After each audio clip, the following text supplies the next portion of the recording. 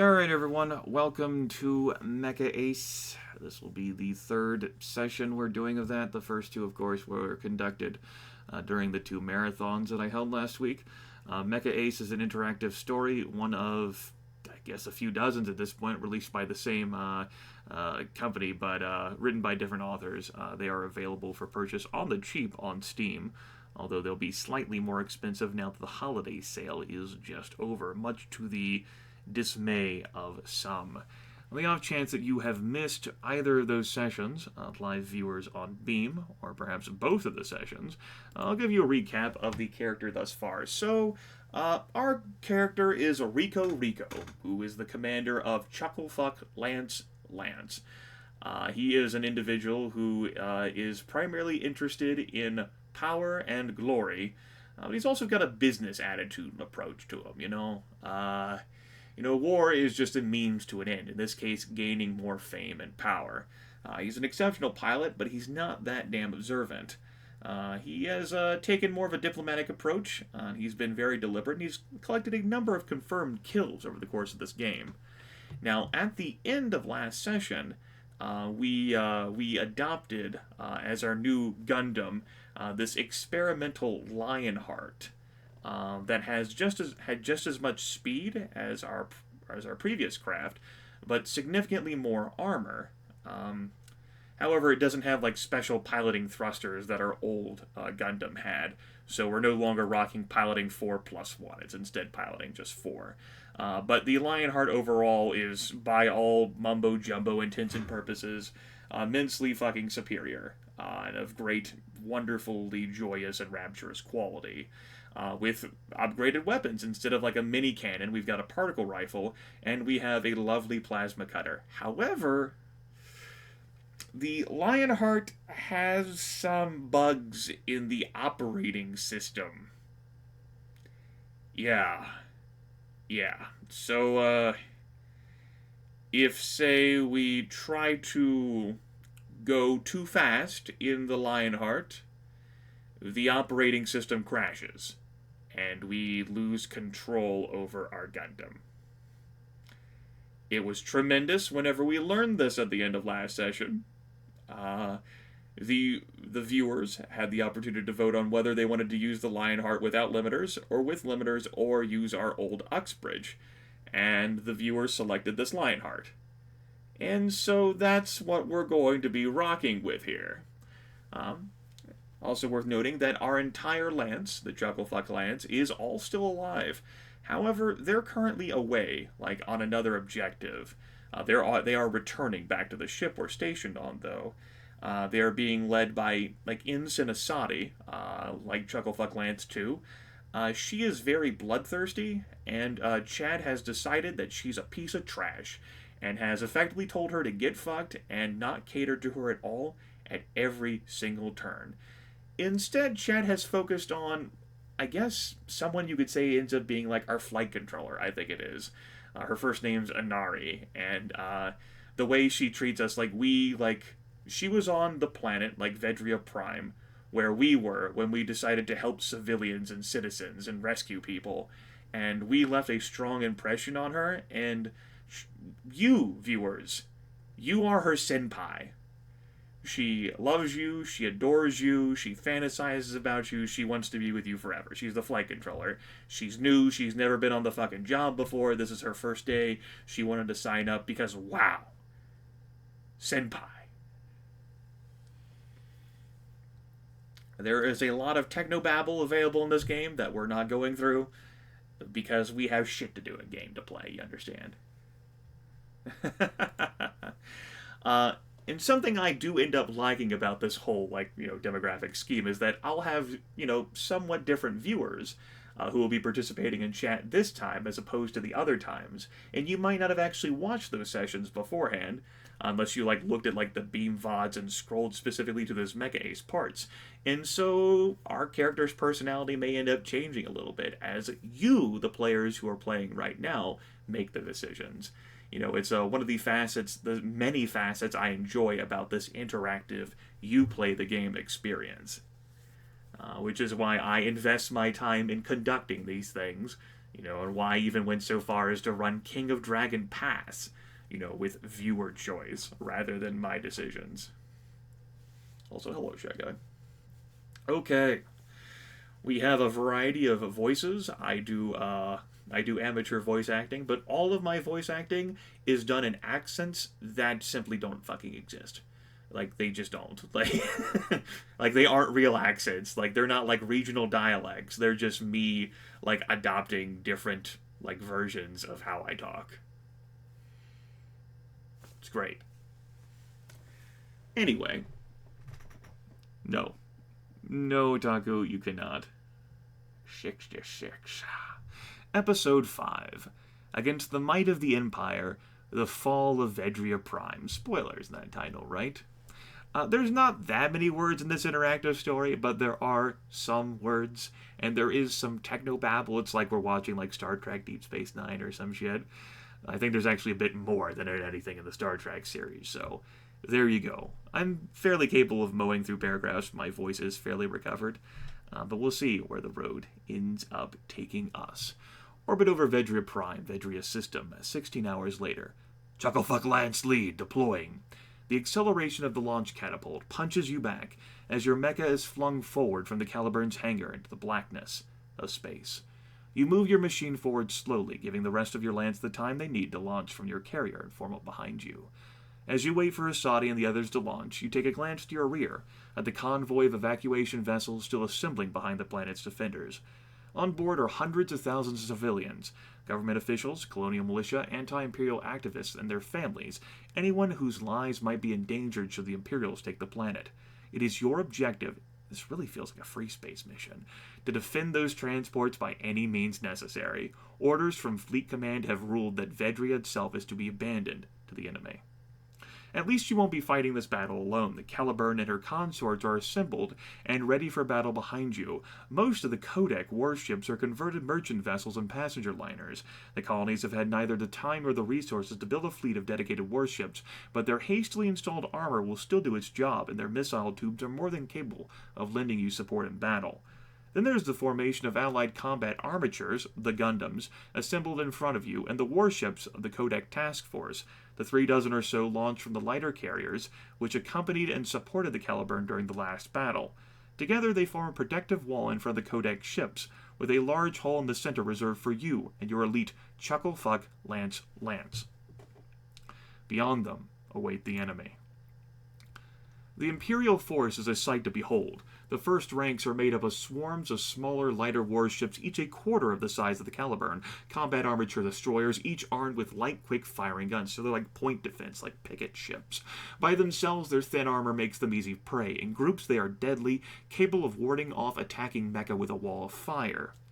Behind the destroyers sit the point defense cruisers, larger, heavier vessels, each bristling with counter-missile launchers designed to protect the rest of the fleet from any capital ship missiles fired by your own side's ships.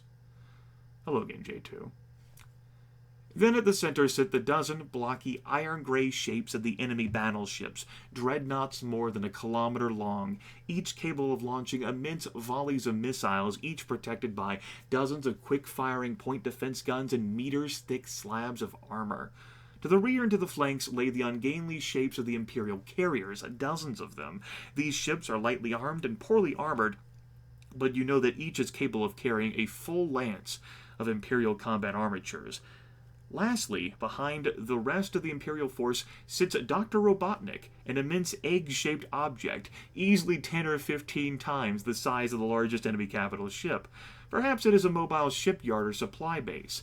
Whatever it is far to the rear, where the train is approaching beside Grimace House, out of reach, and the Imperials show no intention of changing that state of affairs. The whole setup is a classic Imperial battle formation, one that has been used and reused by enemy commanders since the beginning of the war.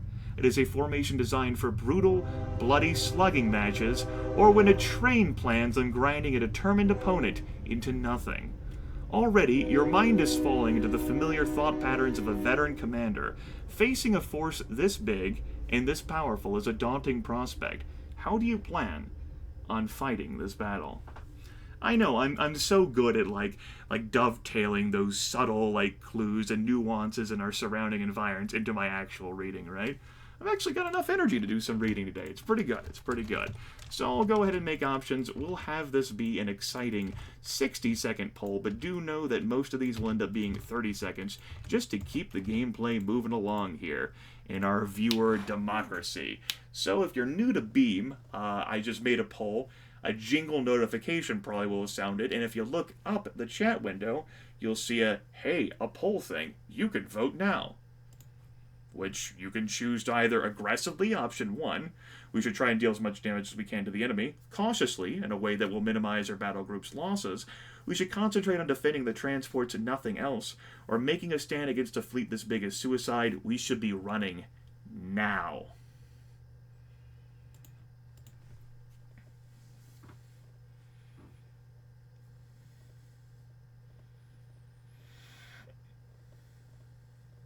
It would be fun. It would be enjoyable. I appreciated the gift, J2. Thank you. And of course, I know that chat, on occasion, whenever we've gone through games, likes to like argue and design their own plans. And like, besides King of Dragon Pass, where that really took place, no more has that been seen than whenever we've done like Chucklefuck Democracy runs of Monster Loves You. And option number 3 has won 39% of the vote. It was close there between that and option 2. So yeah, you know, like chat likes to talk about like their goals and what they like might want to do with like the character or what they're thinking about like the theme and shit, and you obviously have time to construct like what the options will be, you know, as I'm reading through all of the prose that fucking appears on the screen. What's the stats, Blue Moo? I'll show ya. Really good at piloting, really trash at spotting shit. Or flying the experimental Lionheart with no limiters. You know, you're part of the solution, J2. I'm glad you took care of that. Not all the games you would have purchased today, but you took care of that. Anyway, we're going to concentrate on defending the transports and nothing else. I would say, Blue Moo, not to like reveal like what you know about the game to chat, or even like tease them about it if you feel as if they've made horrible decisions. You know, in this case, like, let chat make its decisions as it would.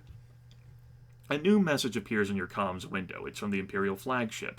You have no doubt that the same message is being transmitted to every ship and combat armature in the Codec Task Force. The speaker is a grim-looking, block-jawed man near the end of middle age. His skin hangs in tired bags under his green eyes. His face is covered with scars, and his gray hair is cut very close to his scalp. It is clear that this man has been a soldier for a very long time. This is Star Marshal Nicholas Steele, commander of the Imperial Grand Fleet, he begins, his voice a weary baritone, as if he had repeated this speech 100 times before.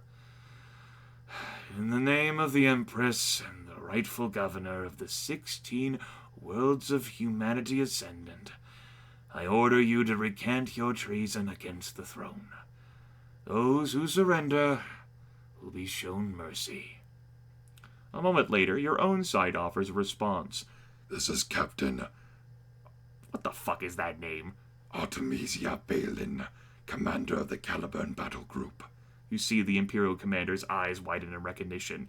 If you know who I am, then you know my answer. We will never surrender. The Imperial gives a resigned sigh. You never do, he mutters, and the line goes dead. A few seconds later, the Imperial carriers begin spitting out silvery specks from their hangar bays. The enemies have begun deploying their own combat armatures. One by one, the enemy mecha begin heading to positions in front of the Imperial fleet. Soon there are over 200 of them advancing slowly in a single massive wall, as the gaps in their formation are filled by more and more enemy machines made out of metal machines. By the enemy. Oddly enough, while the enemy mecha are advancing, the Imperial warships hold steady behind them. Normally, common sense would dictate that the Imperial fleet's combat armatures would be deployed directly in front of the fleet ships, so that mecha and warship could remain in range of each other's weapons and mutually support each other. However, the Imperials have deployed their vast force of combat armatures far in front of their ships. The Imperial mecha remain a formidable force, a gargantuan formation of versatile However, without support from their own ships, the Imperial pilots would have to attack the Codec force on their own. The fact that the Imperial machines aren't being supported by their warships means that the latter will be hard-pressed to assist their combat armatures. So, what? Does Steel expect his pilots to fight the battle themselves? Like, what the fuck is going on here, boss? It's a good idea. Steel wants to avoid losing any ships. Steel is sending his Mecha in unsupported. They'll be slaughtered. Steel's got to have something up his sleeve.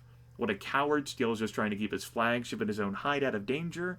We can hold out longer against the Imperial Mecha if they aren't supported by enemy warships. You know, I like option number 5. I'll vote for that. Of course, chat naturally wary, because they're from the internet. Of fucking course chat is suspicious. Why wouldn't you be, right? Like, yeah, Option 3 feels more like I've seen plenty of traps in my day.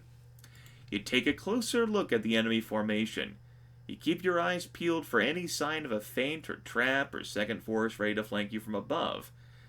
There's no way that the enemy commander is going to send his combat armatures forward without support, unless it is part of some bigger plan. Right? Well, even after a few moments you come up with nothing because you have a perception score of 1, you dumb shit. You see no signs of trickery, but the Imperial fleet's movements don't make any sense otherwise. It'd probably be best to keep your eyes peeled, to be ready for whatever the Imperial commander has planned. Another message on the channel reserved for your lance this time. Alright, Shy Guy, here's what you want. Here's my flog pizza ordering voice, or actually like my high-pitched like Elmo. Like, man, my throat has such a hard time even doing this these days. I've gotten older, and my vocal cords can't quite manage what they used to. Chucklefuck Lance 2 reporting. Looks like we're all here. Asadi looks tired, despite how Grimith sounded there. Your wingman's eyes are bloodshot, and her hair is disordered under her flight helmet. Asadi and the rest of your lance had returned to the Caliburn 4 hours after you had, without losses but exhausted. With every pilot needed for the coming battle, they had gone through the same emergency detox process you had, with the sole difference being the fact that they got even less sleep than you. You take a look at your tactical display to make sure everyone in your unit is formed up and ready to go. A Chief Weaver had installed the IFF data package as soon as you landed, providing the Lionheart's computer the capability to recognize and display friendly and hostile contacts. Chucklefuck Lance, let's move into position. Your unit's machines fall in behind yours as you continue to move towards the main force of Codec combat armatures. As you approach, some of your allies shift to allow you and your subordinates to take up positions. As the commanding officer of the most elite lance on your side, you are expected to take the brunt of the enemy's attack and to position yourself where the Imperial forces are likely to be the strongest. Then again, as the commander on the spot, you are the one who will decide exactly where your unit is needed most.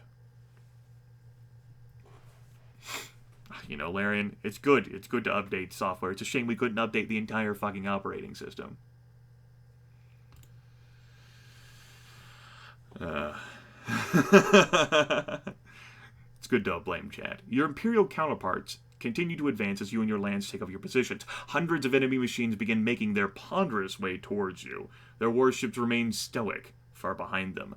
Closer and closer, the immense Imperial formation approaches, like some sort of fucking 1700s or Napoleonic warfare, battle march with the muskets. Your own formation remains still, weapons at the ready but unmoving, lest you or your allies step out of the zone of protection offered by your fleet's guns. I have no idea what you're talking about, Blue Moon. The soundlessness of space makes every second feel like an eternity, a noiseless hell as your two formations slowly approach the maximum effective range of your weapons. Suddenly, the Imperial formation seems to explode. Enemy machines fly out in every direction like fireworks, each point of light armed with enough firepower to level a small city. Friendly comm channels filled with confused chatter, but a second later, before anyone can react, the Imperials reassemble with perfectly drilled spontaneity. Out of the seemingly unordered mass of Imperial combat armatures come two separate formations. The smaller group is a loose gaggle of fast, agile machines they head towards, and above the combat armature screen, their obvious objective is the Caliburn and the other Codex warships. The second formation is much larger and much tighter. This group makes its way to the side, away from the fleet and towards the civilian transports. Even at this distance, you can see the telltale silhouettes of bulky, ungainly machines at the center of the force. The massive volleys of tiny short-range missiles fired from their bulky, shoulder-mounted launchers can barely scratch armor, but against unprotected targets, they are deadly. Both the task force and the transports will need your help. The swarm missiles will tear the unarmored transports apart, and while the warship's heavy armor might shrug off missiles and cannon fire, they offer no protection against the infinitely sharp blades of the monosabers and carried by... With that in mind, Chad, the War Series... I highly doubt it. So, Chad, with those options in mind, what you want to do? You want to move to defend the task force?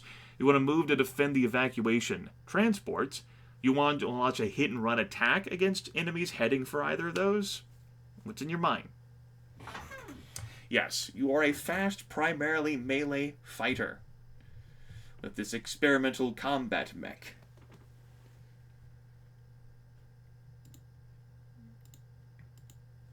Oh, look at you, Chad. You want to protect the civilian transports. How about that, Chad?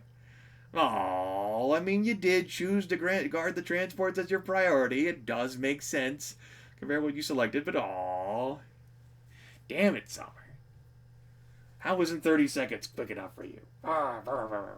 It's the default timer. I have to, spend extra time to set it off at 30 seconds. Alright, let's go. You lead your lance towards the massive lumbering formation, slowly making its way towards the civilian transports. A quick tactical analysis lays out the facts. The enemy formation is massive but slow. The mechs that make up the escorts are old machines, equipped with neither the powerful engines nor the deadly monosabers which the Imperials are so famous for. In addition, they are escorting are barely armed at all save for their missile launchers. One option would be to form a skirmish line at range in front of the enemy formation and shoot into it as it advances. Provided your aim is good enough, you could do some amount of damage to the enemy, and the chances of the enemy's return fire hitting your more agile machines at long range would be quite low. Alternatively, you could order your unit to make a lightning strike through the enemy formations, charging at full speed, striking your targets with your melee weapons, and escaping before the lumbering enemy machines can offer any sort of resistance. While either of these two options pose relatively little risk to you and your unit, they would also limit the amount of damage you could do. A riskier course of action could be to simply charge into the middle of the enemy formation and destroy as many enemy machines as you can. Of course, you would risk being overwhelmed by sheer numbers if you stayed and fought for too long, but if your nerves are steady enough, and your piloting skills good enough, you and your lance could wreak serious havoc among the enemy. Willpower is 2, perception is 1, presence is 2, piloting is 4. So, with that in mind, we'll have this vote be 45 seconds. I know. The Civil War generals too. Charge! That's right, Savage. Yeah. Evidence self, crazy. You folks know how it goes. And I'm certainly going to vote for that as well. Skirmish with the enemy at long range. Make lightning strikes with melee weapons or charge into the middle of the enemy. We might take some losses to the Lance, yes. We might actually lose a member or two after the emergency detox and people being exhausted and worn out. That's right, lightning strikes with melee weapons. Fuck that! We're here to save these damn transports, and we're gonna save these damn transports. Charge!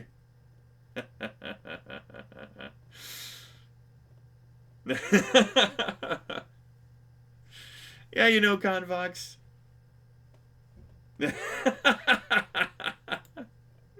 It'll be fine, probably. Alright, Chucklefuck Lance, we need to wipe out those bombardment machines, so we're going to charge through the escorts, get right into the middle of their formation, and do as much damage as we can. Your lance choruses acknowledgement as they... That's not how you spell acknowledgement. As they form up in a broad wedge behind you. It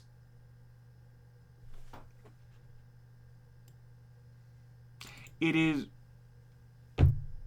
Whatever. It's compact enough a formation to drive your unit through the outer ranks of Phantons, but it also means you'll be able to split up and fight independently once you reach the center of the enemy formation.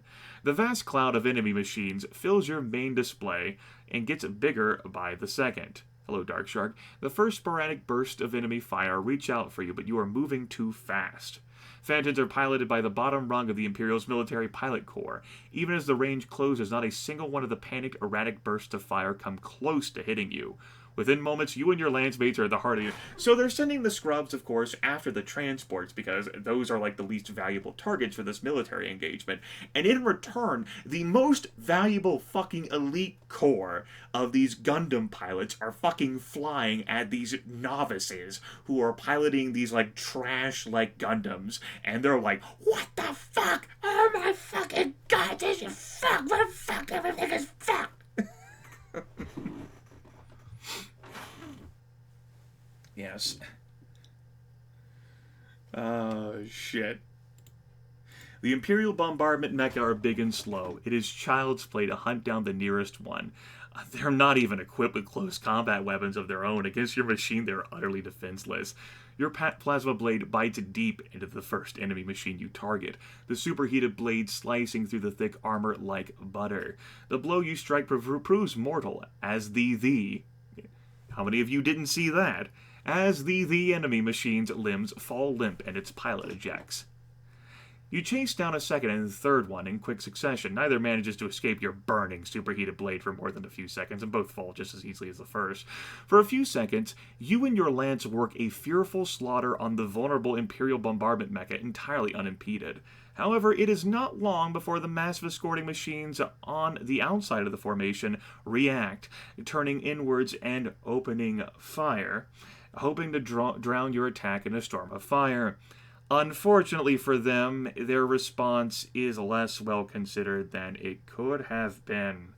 Thousands, if not tens of thousands of shells fly at you and past you or around you and hit the very bombardment mecha the escorts are trying to protect. Others fly past your lance's machines and strike Imperial escorts on the far side of the formation. Regardless, you are stuck in a crossfire! With bullets coming from every side, you maneuver frantically to avoid being blasted apart. Your reflexes and piloting skills stand you in good stead. You dart from one point to the other in an unpredictable, erratic dance of evasion. Shells fly past from every direction, but the few that hit are grazing shots at best, scratching the paint of your machine's armor but little else.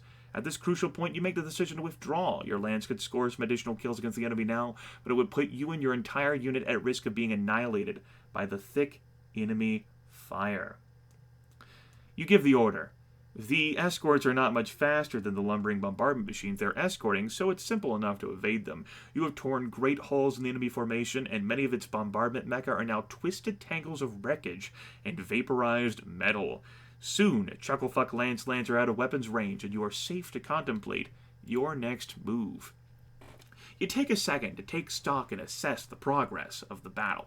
It turns out fucking shit's happened. How many kills do we have? We're up to 75, folks. Yeah! Pretty big at this whole deliberation thing. Yeah, and everyone's still alive. Yeah! Both Imperial forces continue towards their respective targets. The smaller force, a swift mecha, will launch their attack on the warships of the Caliburn's battle group at any moment, while the much larger force of bombardment mecha and their massive escort are almost in position to launch their attack on the civilian evacuation ships. The Imperial attack force headed for the Codec battle group is still at full strength, but the actions of you and your lance have done moderate damage to the Imperial force bound for the civilian transports.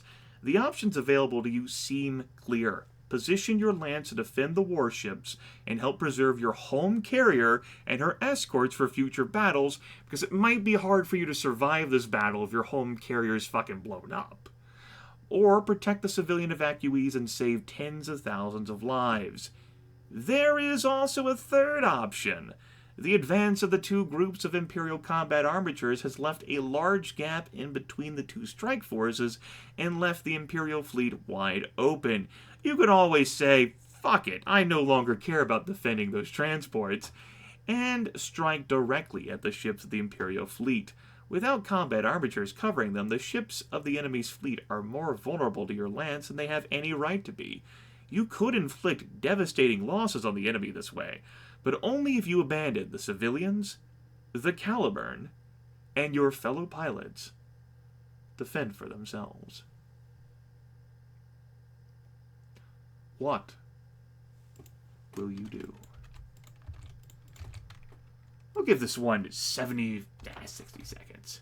We'll actually make it a 60-second one. What a novel concept. You want to defend the battle group? You want to defend the evacuation transports, as you initially thought of, and you've done moderate damage to the force attacking that wants to attack them?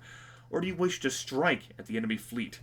Hope to wreak havoc and perhaps, get some of those mecha, recalled, back to those vessels? Assuming the Imperials care. We actually don't really know whether they'd care. Oh. Chat's like, we did what we could for the evacuation transports. We did what we could. Yeah, we did what we could. We'll fucking it. Well, the head might be in fucking Dr. Robotnik in there in his death egg, We could end the war in one strike. Well, therein, while the chapter might be themed that way, we obviously can influence, future resources for both sides, even if we might end up losing Vedria Prime. And, the lives of our companions. Anyway, it looks like we're going with number 3, 53% of the vote. The Fall of Vedria Prime. Chucklefuck Lance. Form up on me. We're going to hit the enemy fleet. You wait for the acknowledgement of your orders from your subordinates, and are not disappointed. Yes, sir. They reply. All except Asadi. Are you sure this is a good idea? Your wingman asks. We'll be leaving both the battle group and the civilian ships open to attack. Normally, Asadi would have jumped at the chance to take the fight to the enemy, but this time, when you give the order to do just that, she objects. Just for the sake of disagreeing with you. Fucking typical. Your objection is noted, Ensign, you say, in as even a tone as you can manage. Form up. I know, Lethal. It's one of those fucking either Tsunderes or Yanderes or Kuderes or Get Fucked Dares. With your unit in formation behind your machine, you begin your advance towards the waiting ships of the Imperial Grand Fleet. Oh, Contrandere. I like it. Don't make me come down there, Poppy. I will so fuck you.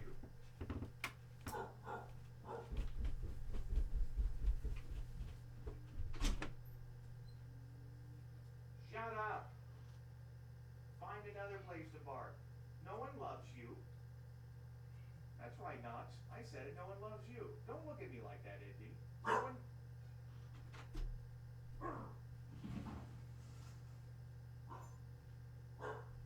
You're gonna bark, do it for a reason. I'll get you.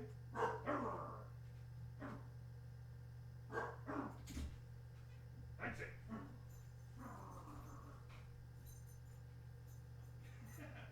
Hey, what do you think you're doing? You get out of there. You go back there. Easy. Go. What do you think you're doing? No. No. No. Get back. Get back. Get back. No. Damn you, dog. This is why we can't have nice things. Get back. No. You go in there and you think about what you did. Go on. Remember, no one loves you. Christ in a hat. God, fuck you.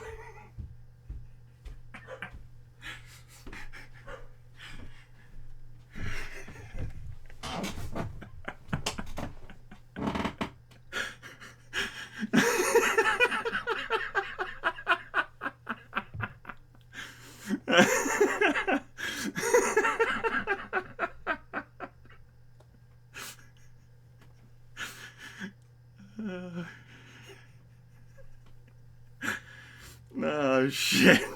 That was great. You know puppies, man. Puppies. Oh, shit. Anyway. The Imperial fleet clearly wasn't expecting company. Caught out of position and unprepared, the Imperial warships waste precious seconds moving to engage you. The defensive fire from the enemy fleet is heavy but clumsy. Warship-mounted point defense weapons have nowhere near the agility of an equivalent weapon carried in the hands of a combat armature. But the sheer volume of fire headed for you and your lance makes the approach treacherous enough. You lead your lance in a careful path forward, darting through gaps in the fire in an attempt to avoid getting hit. Thankfully, your piloting skills stand you in good stead once again, chat. You lead your lance through the field of fire without suffering a single hit. The Imperials stop firing as you lead the charge into their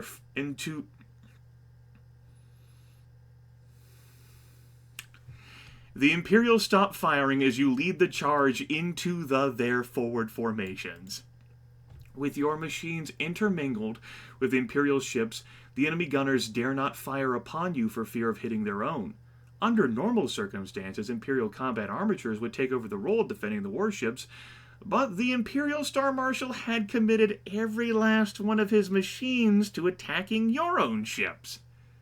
How about that? Guess you're free to press the attack, boss. Yeah. Man, that's a cool fucking description there. I like that. It's fucking boss. Alright, Chucklefuck Lance, break and engage any target you think you can take down. Good hunting.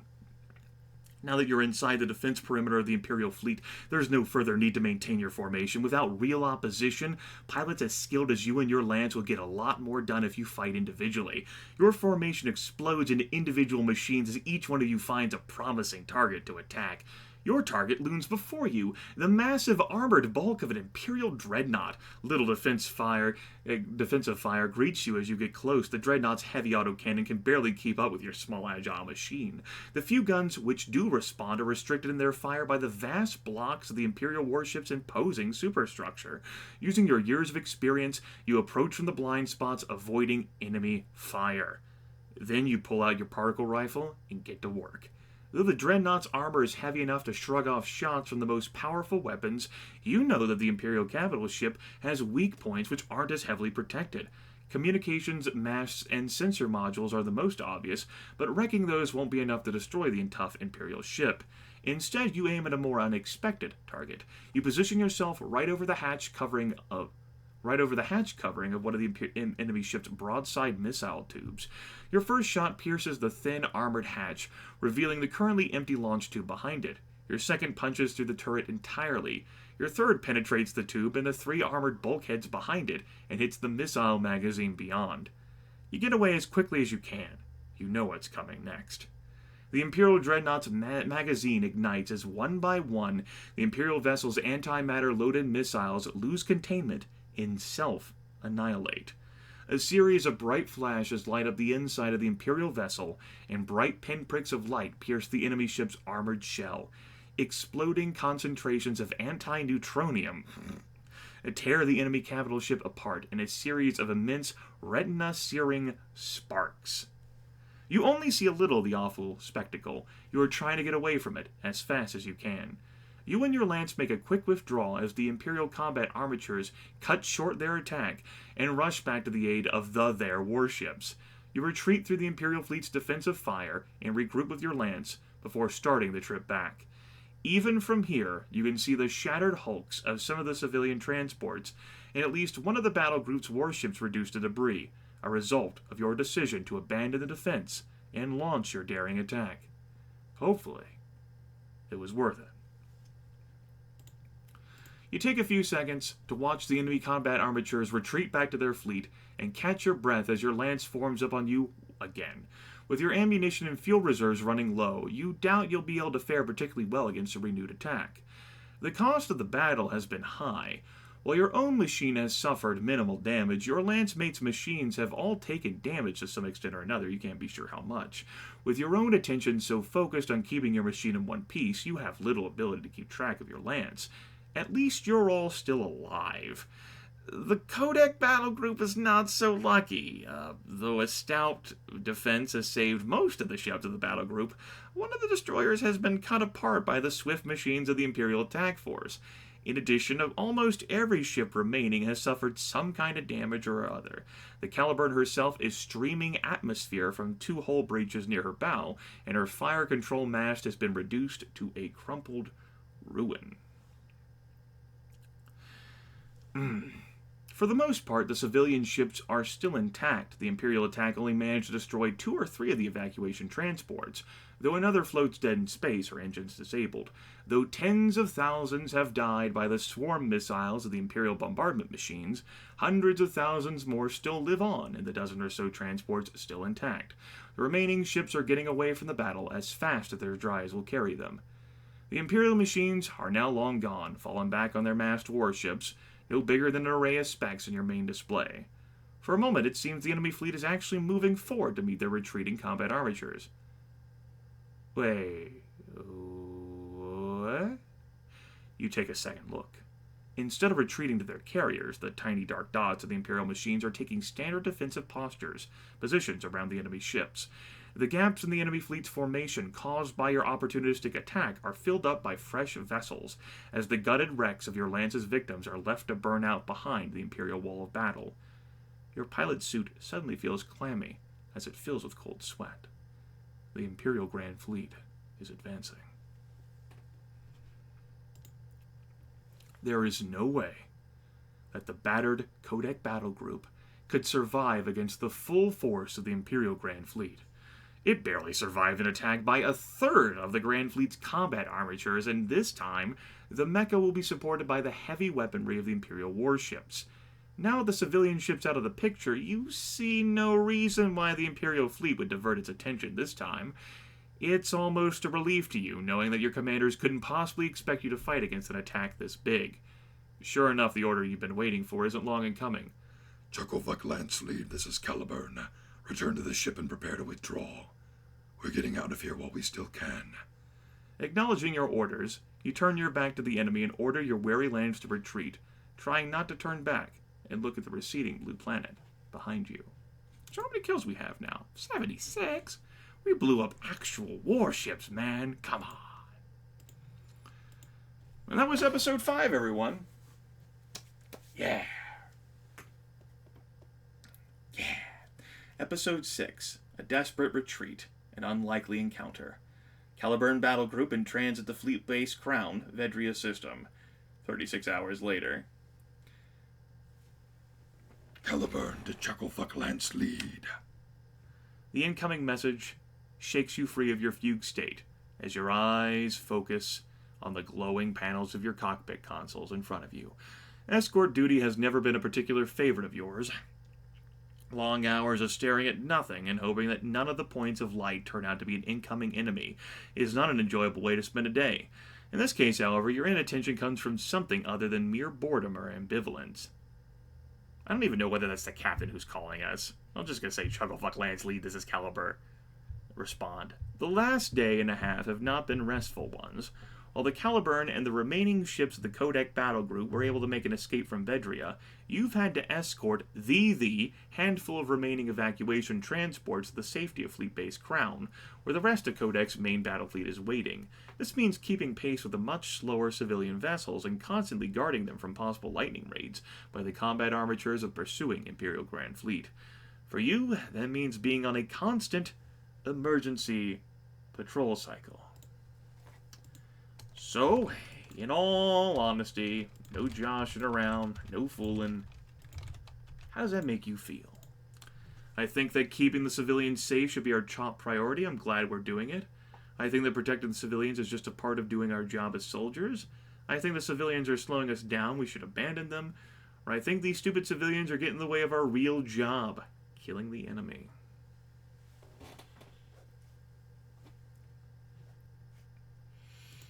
Alright. Chat largely feels, well, it's mostly divided between 1 and 2, with more weight being on number 2. Not that many folks in chat currently care about option 3 or 4. Perhaps so, Larian. Then again, Asagi seems to be a contrarian dare. Contraire dare?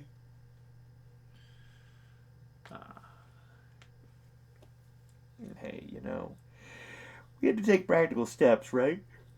Obviously had to pick off some ships from the Imperial Grand Fleet as massive as it is.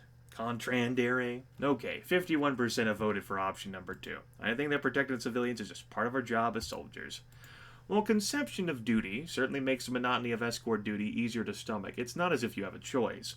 With the other combat armature lances in the battle group severely depleted, your outfit is the only one still capable of flying cover for both your home carrier and the civilian transports, and that's after all the crazy fucking shit you did in that battle. That means long hours in the cockpit in a truncated detox cycle, giving you barely enough time to purge the combat drugs from your system before you have to get up for a new sortie and take another dose. The result has not been particularly pleasant for your physical or your mental well-being. You reach forward and activate the comms console. This is Chucklefuck Lance Lead. Send. Oh, it's Inari. Chucklefuck Lance Lead Senpai, we have unidentified contacts closing fast from the direction of the enemy fleet. We need you and Chucklefuck Lance to confirm and engage if hostile. Keep them away from the evacuation ships, she adds. Well then, best get this over with. You acknowledge your new orders warily and order your lance into formation. They respond with an equal exhaustion, their fatigue even showing through the ragged movements of their machines. They've had to put up with the same schedule you have, and their relative lack of experience has negated any advantage they might have received from their younger, less war-ravaged bodies. You go through the standard pre-combat status check as your lance forms up behind you and give the order to advance. A few minutes later, you see the unidentified contacts come into range of your own tactical sensors. The distant blips appear on screen, colored a bright red. They're identified as hostiles. You open a channel to the rest of your lance. This is Chucklefuck Lance Lead. Contacts read as hostile. Confirm. A moment later, Asadi appears on your comm screen. Confirm, boss. Enemy contacts read hostile. She responds warily. The two of you haven't had any time to talk properly over the last few days, but you get the feeling that the constant patrol cycle is getting to your wingman even more than it's wearing you down. What are our orders, boss? You relay your findings to the Caliburn. Within seconds, you get a reply. The captain wants you to engage the enemy. You are under no circumstances to allow them to attack the civilian transports or the Caliburn. Armed with your new orders, you move forward to get a closer look and zoom in on the metallic specks in front of you, each glowing with the halo of thrusters on full burn. Your eyes narrow as a more detailed image coalesces on your main display. 5 mechs are charging towards you at full speed. One of them is adorned in bright blue and white. Mechanical chirping fills your cockpit and your hand automatically reaches for your comms console. A pale aristocratic face appears on your screen, half hidden by a sky blue mask. I forget the exact fucking nuance I gave this man. So, we meet again, pilot.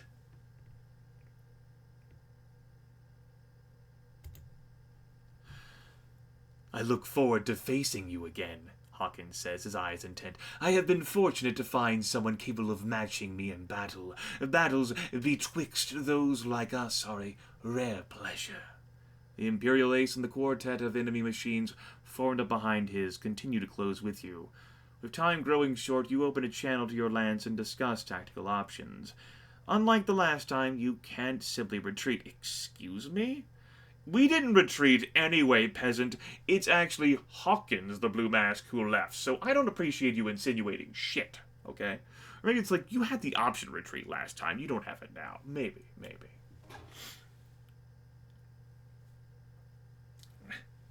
Come on, Gur. Come on. Fucking man up here. Come on. If Hawkins trails your unit as it withdraws, the Imperials would be able to attack the Caliburn and the undefended civilian transports. Running away is not an option. As the most skilled pilot in your lance, you would be best suited to face Hawkins. Thus, the obvious option would be to face the Imperial ace, while your 5 partners deal with his 4 partners.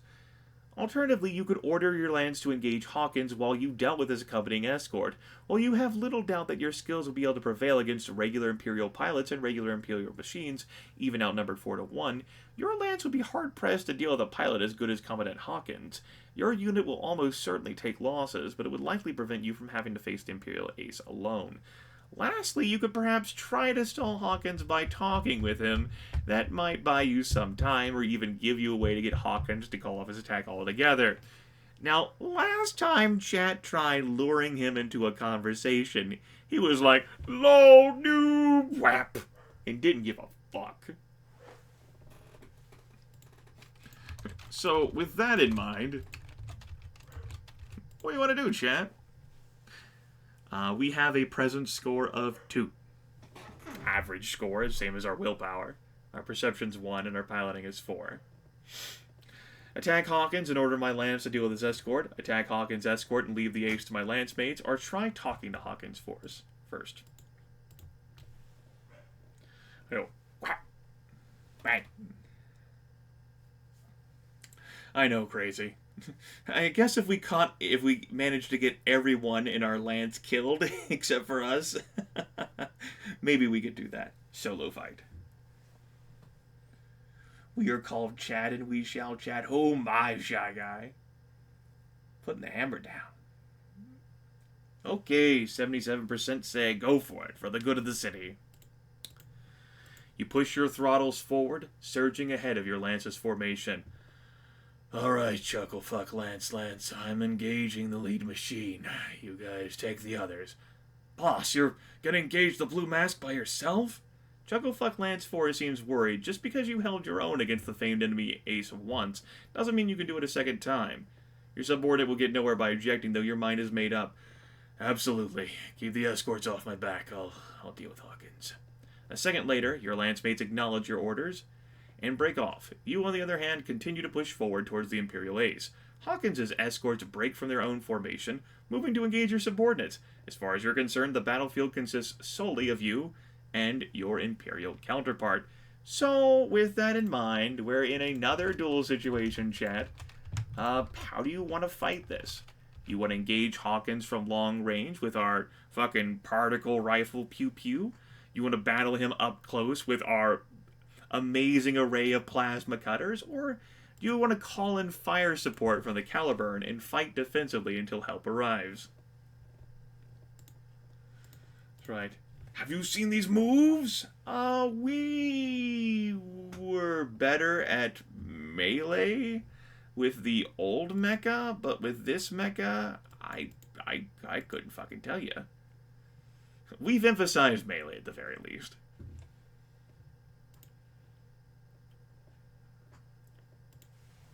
We're actually calling from fire support from the from our home ship itself, I believe, drumming, if that's the case. Although, based on what we've seen, like, those powerful ships can't really handle, like, hitting lightning-quick armatures.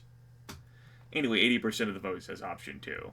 So, we're gonna melee on melee, baby. Yep, sure thing, Malagon, we sure are. You draw your plasma cutter and close in, even as your Imperial counterpart rushes for you, silvery monosaber poised to strike. You close the distance quickly, and soon the two of you face each other, approaching at remarkable speed, an instant away from the first clash.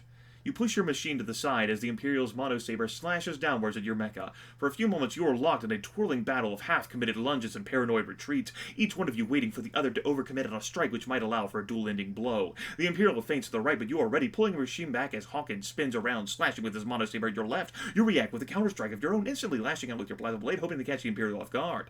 No such luck. Hawkins pulls away again and prepares for another lunge. This time you try something new. The Imperial launches his machine forward at a rapid thrust, but instead of evading or parrying, you lunge forward, your machine's offhand stretched out in front of you. Your mecha's hand grabs the motherfucker's shoulder in an iron grip as the Imperial machine, carried forward by momentum, is unable to stop you. With deft agility, you twirl your machine around to the back. With a quick swipe of your plasma blade, you sever the fuel lines of the enemy machine's thrusters, just as Hawkins manages to throw your machine off. The enemy machine's main thruster nozzles blow out bursts of blue flame, then go silent. The mecha drifts towards you, crippled and barely capable of moving, its monosaber poised in front of it in a defensive stance. You have the upper hand. You draw your plasma cutter and prepare to strike the finishing blow on the Imperial Ace's machine. Your machine lunges forward, but it appears that the Imperial mecha isn't quite as crippled as you thought. Hawkins shifts aside at the last moment. The blade of your plasma cutter shears easily through the thin armor, but the attack only tears off a thin strip of armor. The Imperial Ace continues to evade your strikes until finally you manage to time a stroke of your blade just right, and you hit the enemy machine with a great cut into its side. In the space of an instant, the limbs go dead. You've cut the cockpit's connection to the machine's main power supply. Hawkins is now immobilized, disarmed, defenseless. I must commend you on a battle well fought, pilot, the Imperial says, surprisingly calm considering how close he must know his machine is to destruction. I concede defeat this time. I shall leave you the remnants of my machine as a trophy. Dispose of it as you wish. The enemy ace smiles, graceful in defeat. I look forward to meeting you again in our next battle. The Imperial machine's torso opens up and a small metal egg shoots out from its back, an escape pod. Before you can react, one of the other Imperial machines grabs the small object and beats a hasty retreat. Your lance forms up around you, having apparently reduced the other three machines in the Imperial lance to wreckage. Damn you, Dr. Robotnik!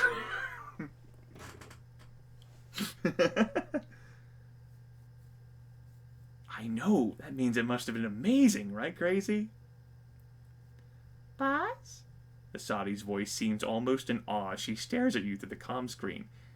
Did you just beat the shit out of the blue mask? Yeah, looks like you did. As your lance begins its way back, you dial in your carrier's comm signature and open a channel. This is Chucklefuck Lance Lead reporting in, Caliburn. Do you copy? A moment later, Inari's face appears in the comm screen. We copy, Senpai. Report. Contacts confirmed to be Imperial combat armatures led by the Blue Mask. We've dealt with them. Inari pauses, shocked for a moment. Maybe the kid never heard about your previous run-in with the infamous Imperial pilot. Excitedly, the kid turns to relay the information to the captain behind her. She turns back a moment later with a more sober expression. How many losses did you take, Senpai? You shake your head and grin. We've suffered 0 losses. The bridge controller's face is incredulous. Against the Blue Mask? How did you manage that? You reply with your most confident grin. I beat him in single combat. What did you expect? Oh. The kid replies sheepishly, as if she had been expecting you to deal with the problem in a more needlessly convoluted manner than simply facing the enemy in battle. Inari types for a few seconds, copying down the basics of your report. When the teenager looks back up, her expression has returned to a blank neutrality. Newly learned. Do you have anything else to report, Senpai? You nod.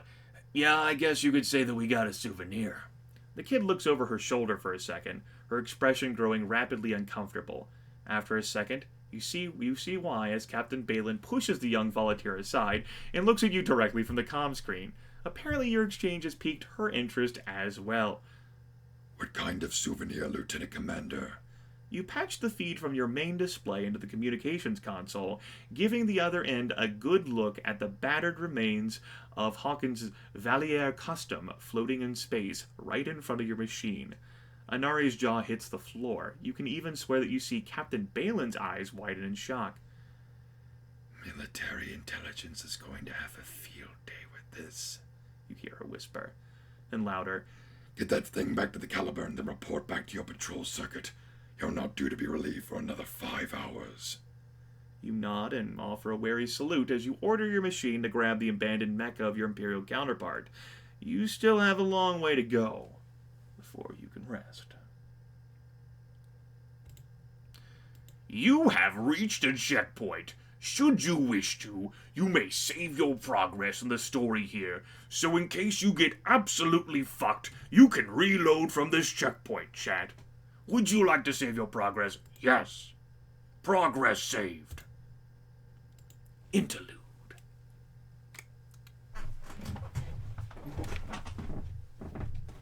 We turn on my side light.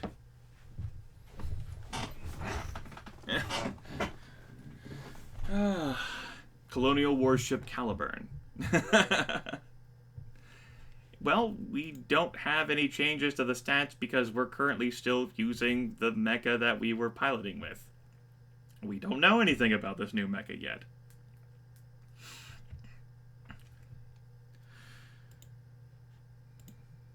Oh yeah, we did get a bunch of reputation, though. You're right about that. You're right, absolutely. Colonial warship Caliburn, 16 hours later. Also, we're like passion of 8% now. We're super deliberate. Yeah, everyone's still alive, chat. Colonial warship Caliburn, 16 hours later. You wake up from your detox cycle just in time to see the Caliburn reach Crown Station.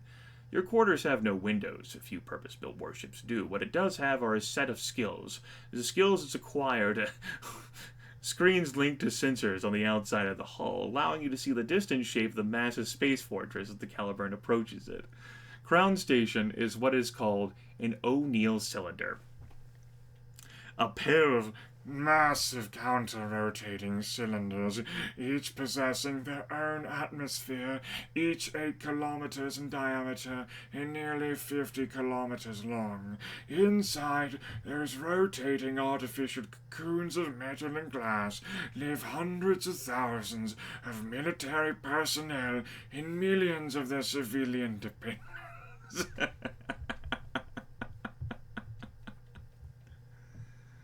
Oh, shit. Around the mass of the station are specks of light and metal, dwarfed by the fleet base's immense size. Only when the Caliburn draws closer do these points of light coalesce into shapes. A vast, motley flotilla of armed freighters, hastily converted passenger liners, and courier ships sporting improvised armor. In the midst of them are a half-dozen lean gunmetal gray vessels of an entirely different breed, captured Imperial cruisers and purpose-built warships constructed since the start of the war. The fleet busier. The Caliburn begins its final approach, slowly drifting towards the massive blocky docking module placed in the center of the station where the two cylinders meet. Far beyond, you can see a dot of pulsating, shimmering purple, the entrance into the Vedrian wormhole and the only point of entry from the Imperial-controlled core worlds into Codec's major systems. The wormhole is the reason why Codec must make its stand here, why the fleet has been dispatched in all of its strength. If Crown Station falls, the Imperials will control the wormhole. They will be able to launch attacks directly at the home worlds of the Rebellion. Couldn't you, control the other side of the... I guess I don't know how wormholes are working here in this, and it might be somewhere in the lore I could look at in the options and stat screen, but God forbid I go delving into that. Oh no. The course of the war may be decided by the battle for the station. I mean, it might link to, multiple... Oh, God, fucking never mind. Fuck it.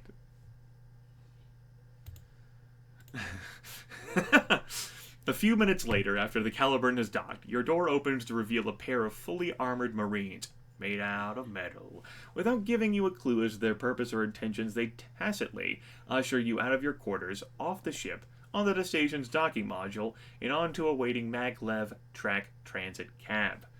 The transit car takes you into one of the cylinders of the station. From there you can see the full extent of the world built inside this massive hollow shape, one which is still so tiny in the grand cosmic scale.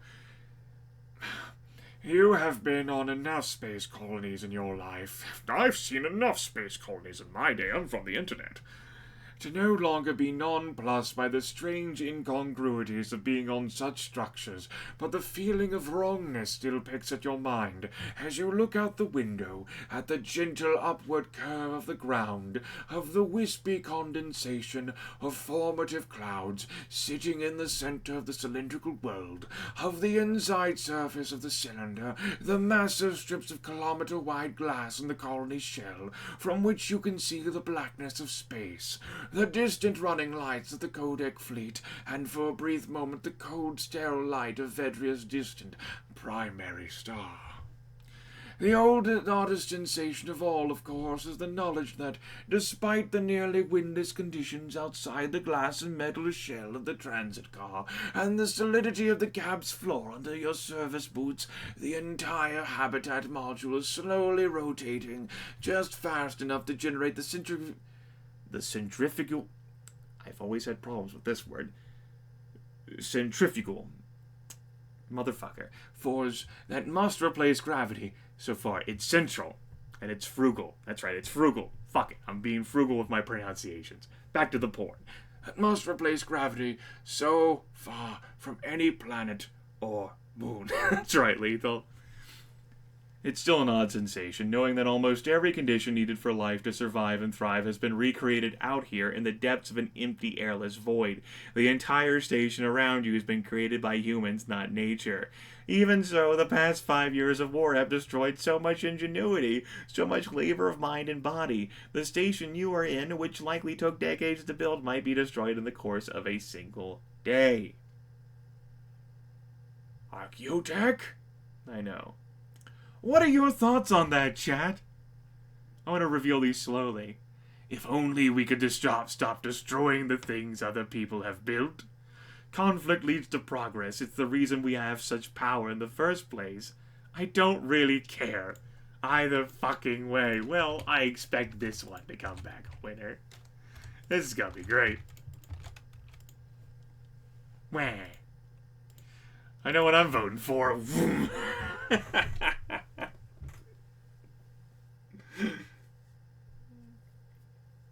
And Crazy's like, let's be a philosophical soldier. And to be fair, there is a nice division of votes in between 1 and 2, but 3 significantly outleads either of those options. I stopped caring after the first... Yeah, it's 43% for number 3, as opposed to like the mid-20s for numbers 1 and 2. That's right. The chief, like, the crew chief guy talked about how, like, war does lead considerably to progress, and he wants to take, like, that knowledge back with him whenever peace is declared. 44% have voted for number 3.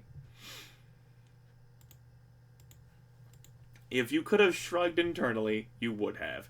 It isn't your job to think about the nature of humanity, and you're quite comfortable saving all of those uneasy questions for philosophers, politicians, and priests. You are just a soldier. You do your job, you follow orders, and you get paid. Simple as that. You banish the thought from your mind, and you spend the rest of the short trip enjoying the scenery as it passes by. 2 more Marines are waiting for you on the platform. The quartet of armed guards form a box around you as they direct you through a pair of security checkpoints. Wow. We get an armed guard, everyone. Like an entourage. The Marines show their identification and submit to body scans each time, even though they are in uniform. Wherever you're going, it is protected by the strictest of security. Your escort takes you across a square paved roadway packed with ground cars, painted government-issue gray. Guards stand at every corner in full-body armor, their rifles at the ready. At the other side of the courtyard sits a low, blocky building painted in the same gray as the vehicles parked in front of it. The edifice stands like a fortress, covered with solid walls and intimidating protrusions of reinforced war garble, neocrete. The emblem of the Kodak military hangs, shining and newly installed over the recessed entrance. There's another security checkpoint at the door. You notice that these Marines aren't wearing shoulder flashes, bearing the cross rifles and anchor of the fleet, but the quill and scales of the administrative branch, the emblem of people in charge of promotions, reassignments, military intelligence, and court-martials. You are led down a set of long corridors. After a while, each hallway starts blending into another, a long sequence of featureless gray walls, tile granite floors, and harsh fluorescent lights. So we're here so that they can suck our soul out of us, and we can be another bland gray person. Finally, your guards stop you at a thick metal door, watched over by yet another pair of guards. After several seconds exchanging their identification, wonder how that transaction goes. Write that in the comments below. The door opens and you are directed through. Your guards stay outside. Oh boy. Interlude, right? The room is small, barely enough to fit a stark metal table and 2 chairs. On the other side of the table sits a heavy-set, balding man with the rank pins of a fleet captain and a darting, suspicious gaze which marks him more clearly as a military intelligence officer than any shoulder flash. You automatically snap to attention as the door closes behind you. "Lieutenant Commander," the man begins, "this debriefing is top secret. Nothing you say or hear in this room may be repeated to anyone outside of it under pain of judicial sanction. Is that clear?" You nod. A thin, tight-lipped smile appears on the intelligence officer's face. He pulls out a tiny spherical object the size of a blueberry from his pocket and sets it on the table. Boop. "Begin recording," the debriefing officer says. Obviously lethal, that's what they did, traded insurance info. Right, lost my space. In response, the drone jumps up into the air and directs a set of recording lenses in your direction. The intelligence officer steeples his fingers and, "Oh, hold on, let me do this for immersion's sake," and leans in. "Lieutenant Commander Rico, for the record, you piloted the experimental combat armature designated the during its first field test, correct?" You nod. That's not exactly a secret anymore. The question is likely solely for the record. The debriefing officer nods back. "Could you give me your impressions of the combat capabilities of the..."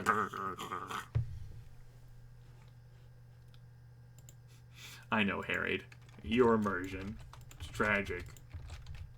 So, chat, do you think the Lionheart is an excellent vehicle in all aspects? Or are you going to say that it does have some issues, like, the operating system, and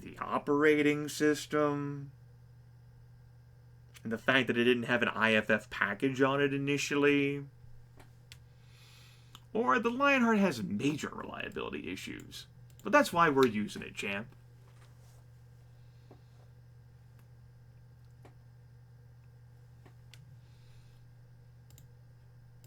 I personally think number 2 because, the chat did vote to fucking use it. It's just like, we're conceding that it has problems, Chat is largely in agreement with me here. Yeah, it can't be that fucked. You did a good job with it, right? Like, how much of that was the pilot and how much of that was the machine, though? Yeah,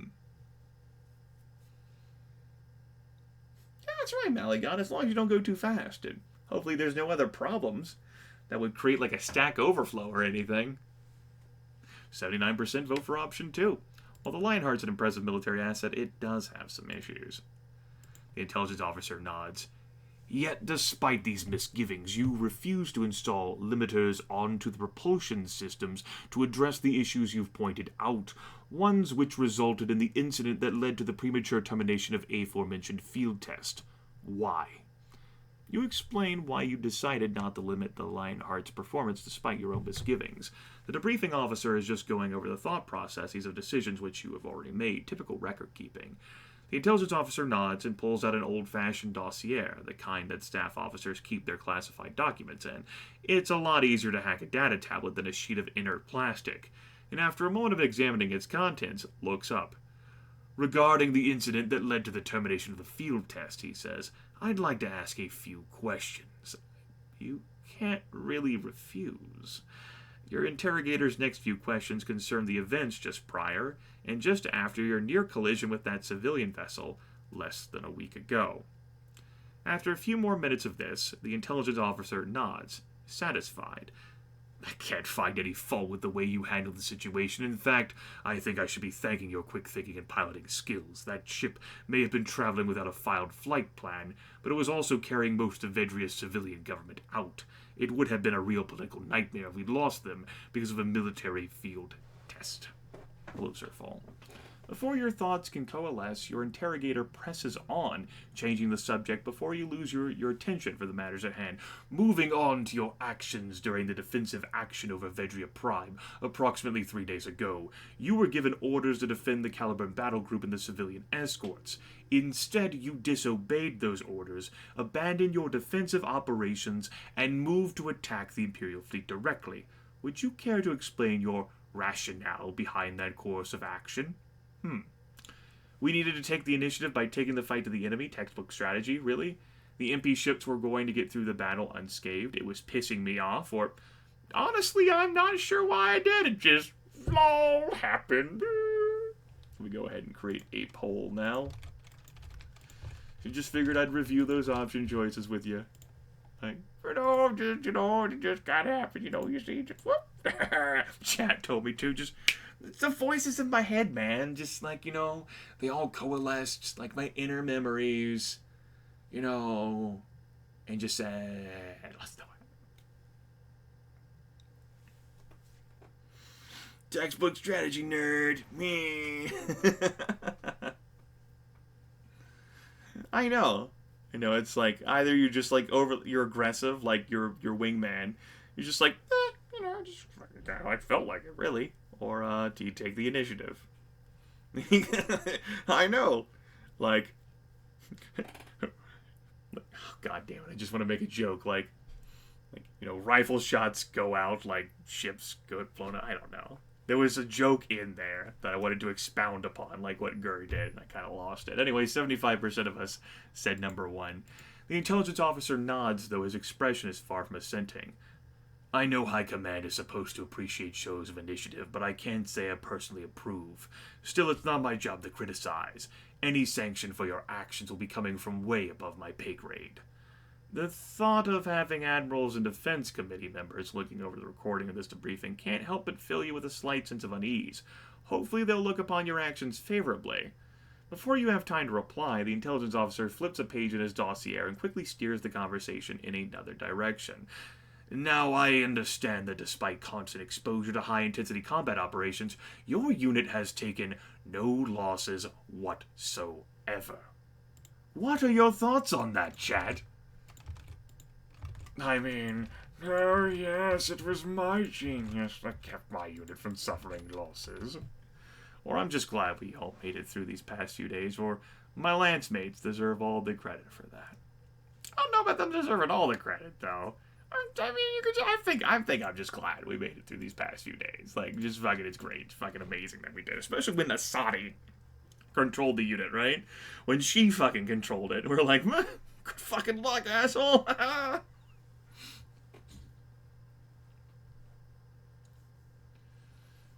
Oh, man.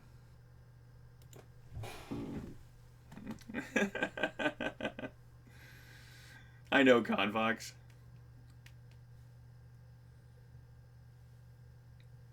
Yeah, votes are fairly divided along here, though number 2 is certainly winning out. No surprise there. No surprise there. It's cool. It's cool. I'm having good fun. Enjoying myself here. All right. 48% of the vote says to go for, I'm just glad we all made it through these past few days. Perhaps so. Perhaps so. The debriefing officer, I about clicked damn next there. That was close. I clicked on the window to make sure I had it selected, and the debriefing officer doesn't offer a reaction this time. He simply accepts your answer with a wordless, bare-faced nod and flips to the next and last page on his dossier. I only have one more question left regarding your wingman, Ensign Asadi.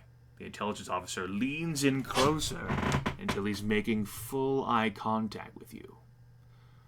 What are your opinions of Ensign Asadi's capabilities? I mean,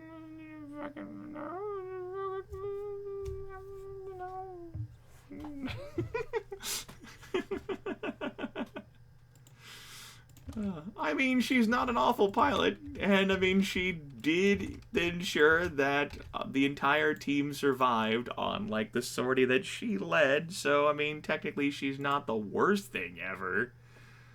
You know? But her constant need to be contrarian all the fucking time is kind of a problem. I know, I was kind of curious to see how chat would react, since chat has wanted to throw her under the bus at times. And I was kind of curious to see how you guys would react in this situation.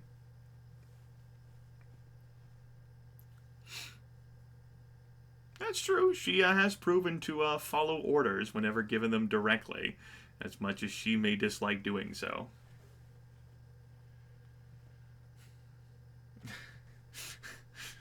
Is that so, Jordan? 0 votes for her leadership Yeah, 0 votes for number 3 or number 4, folks. Oh, no. No, there's 9% for number 4. It's 0 for number 3. 10% for number 1. 81% for number 2. Ensign Asadi is an excellent pilot, but her judgment is questionable at times, so no one thinks that she has leadership potential. At least among those who voted. While you have nothing but praise for your wingman's piloting skills, especially in getting out of tough situations, you can't help but note that she ended up in many of those situations because of her own poor decisions. You spend a few more minutes giving specific examples. The intelligence officer seems particularly intrigued by your answer, even asking you if you are sure about your opinion before he nods and finally closes his dossier. I have no further questions, Lieutenant Commander. I'm sure the answers you provide will be put to good use in the very near future. The intelligence officer gives you what was probably meant to be a reassuring smile, though you can easily pick up on how forced it is. You're not sure if you should be worried by that. The briefing officer stands up, tugging his dossier under his shoulder. All right, looks like we're done here for now, remember? Not a word of what's been discussed here gets mentioned outside this room. The guards outside will take you back to your ship. We'll send someone over to conduct a follow-up to this debriefing at 600 tomorrow. Until then, consider yourself on leave. We'll inform your CO. With that, the intelligence officer walks out of the room, leaving the door open behind him. And then we sit down in a chair and become the debriefing officer, because that's how it works when you sit on the throne. True to your interrogator's word, the guards are more than willing to lead you back through the labyrinth hallways of the complex and out of the heavily patrolled front entrance. Within minutes, you and your Marine escort find yourself back on another transit cab, heading back towards the docking module where the Caliburn awaits. You're like, I can find my way back on my own, guys. Like, I know how to, guys. I can make it back on my own. Like, it's okay. It's fine. I can do it. No. I know, Gur, right? Roll perception. Fuck. Your top secret debriefing has certainly given you a lot to think about. Why exactly did the intelligence officer ask for your opinion? While a lieutenant commander is hardly low on the chain of command, you're not quite high-ranking enough to be shaping policy or grand strategy. More worryingly, your debriefings seem to emphasize your recollections of particular events, which some might consider your failures. Is there a reason for that? Is some assembly of high-ranking officers sitting in some darkened room, looking over your recording and passing judgment over your career? Why did your interrogator ask the... Excuse me? Some might consider my failures? Fucking excuse me, princess. Why did your interrogator ask the questions that he did? What are your answers going to be used for? And what is your mysterious follow-up tomorrow morning going to involve? What do you think, paranoid chat? Full of paranoia and fear? And always wanting more information? I'll give you 75 seconds on this poll. High Command is after me. They need a scapegoat for the Vol of Fedria Prime, and I'm it. I bet the admirals are trying to figure out if I still deserve my command. Maybe they wanted to gauge the morale of the battle group through me.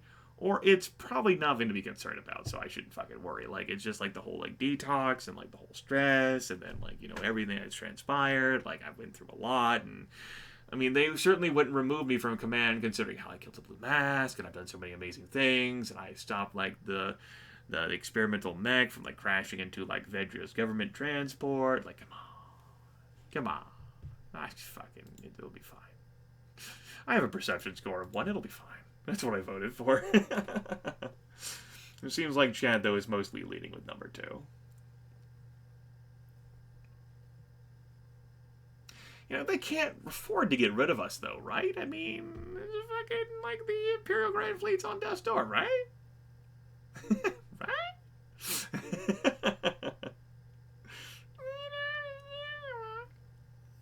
I'll be fine. Early retirement. To the knackers with you. Shit. The Chucklefuck Glue Factory. Okay, 39% have voted for number 2. I bet the admirals are trying to figure out if I still deserve my command. It's certainly a rare occurrence, but you've heard of High Command ordering investigations and private interviews with the commanding officers of high-profile units and posts, especially after combat operations. The whole point is to judge their capabilities and opinions to make sure they are still fit to hold that post afterwards.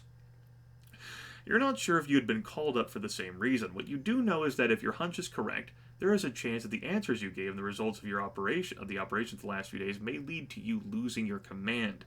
Maybe they'll assign you to lead a more low-profile unit, or maybe they'll reassign you to someone else's lands as an ordinary pilot. Maybe they won't. You spend the rest of the ride trying not to dwell on it. It's out of your hands now. But my power, my fame, my glory. All in all, the whole debriefing process has taken up about 3 hours by the time you get back to the Caliburn. Seeing as you're basically on leave for the rest of the day, that means you've probably got some time to see a few people and get a few things done before your sleep shift. Okay, chat, yeah. Things. Stuff. Things and stuff, yeah. So, the note before, like the last time we had an interlude, we went to scope out, like, the experimental vessel, which gave us some information that was pretty useful during, like, the experimental flight test, and we visited Inari there, Watanabe. What do you folks want to do this time? We might have time for 2 things. Oh, Inari here, winning out for first visit. All the other options. So the chat is interested in going to visit Asadi and say, LOL, y'all suck. Hello, Swipe Gaming. I know, Harry. Want to ask Weaver about the super amazing mech we captured? Like, hey, I mean, how cool is this shit? Like, because I probably won't have access to this amazing experimental mech anymore, so can I, like, you know, can this, like, be used by me, you know? It'd be cool. It'd probably give me, like, some presents and shit. Like, come on.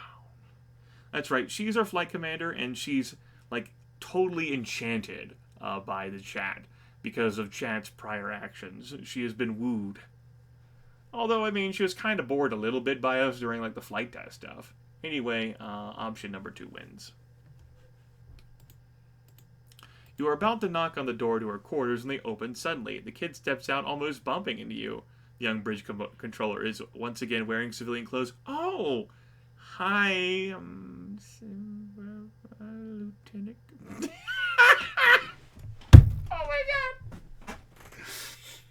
Hi, Lieutenant Commander Rico. It's Lieutenant Commander Rico, actually.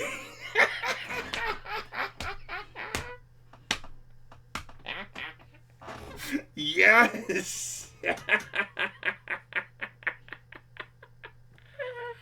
Yes!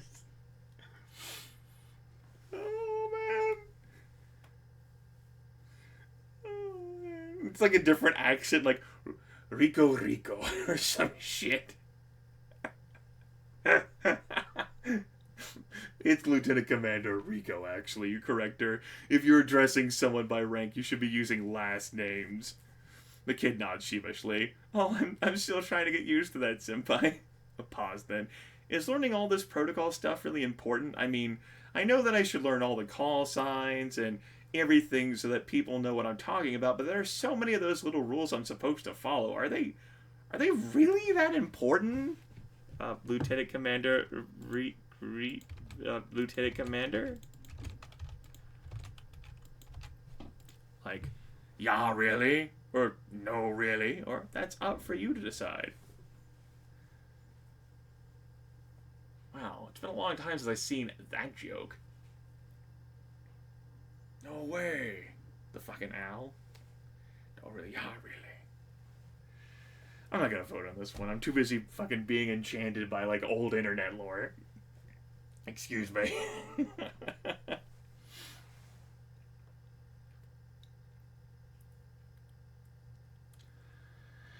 Just accept your civilized bullshit, I know. Baka? Oh, shit, I love that. Hi, Lieutenant Commander Rico. It's Lieutenant Commander Rico. Alright. 51% have voted for number 1.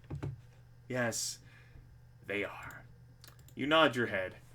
Yes. All of these little, seemingly unimportant rules exist for a very important reason. The kid looks up at you genuinely curious. What reason is that? Simple. Discipline. You explain how the entire ship's crew must work as a machine and how each crew member functions as a part. In the clearest language you can manage, you try to explain that a combat unit's greater purpose, though obvious from an outside point of view, might seem entirely indecipherable from the viewpoint of one of the components. Protocols exist to make us think a certain way, namely in the way that part of that machine is supposed to think. So we don't lose focus, and so we do the jobs that the rest of the crew is counting on us to do. She nods. Alright, I think I understand. After a moment's thought, the kid looks back up at you. I was going to go for a walk around the ship. There's not much else to do. Do you want to come with me? No, it's not going to be cool. Chad, I'm going to override you in this one. I'd love to. We'd love to, wouldn't we, Chad? Yeah, let's go. Yeah, let's go. Woo! No. No. The two of you meander along the featureless gray hallways of the Caliburn, making your way...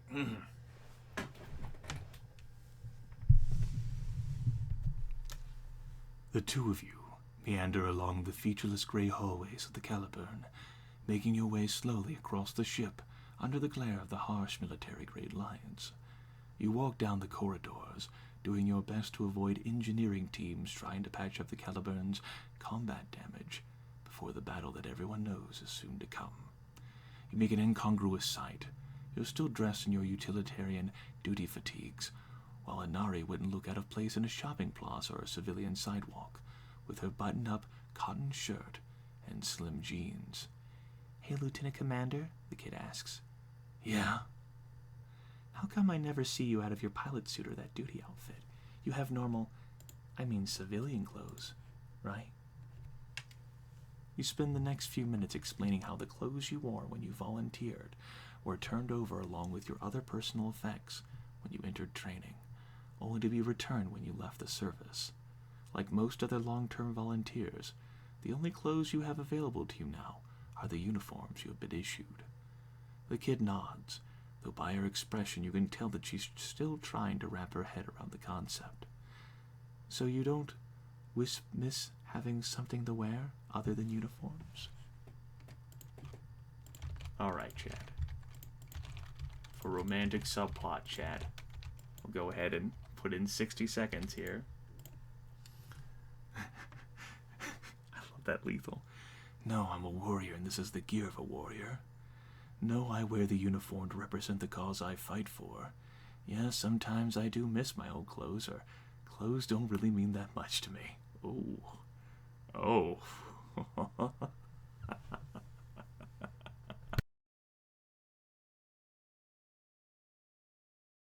Of course, she probably wouldn't interpret number 4 as the same way that I would interpret number 4, right?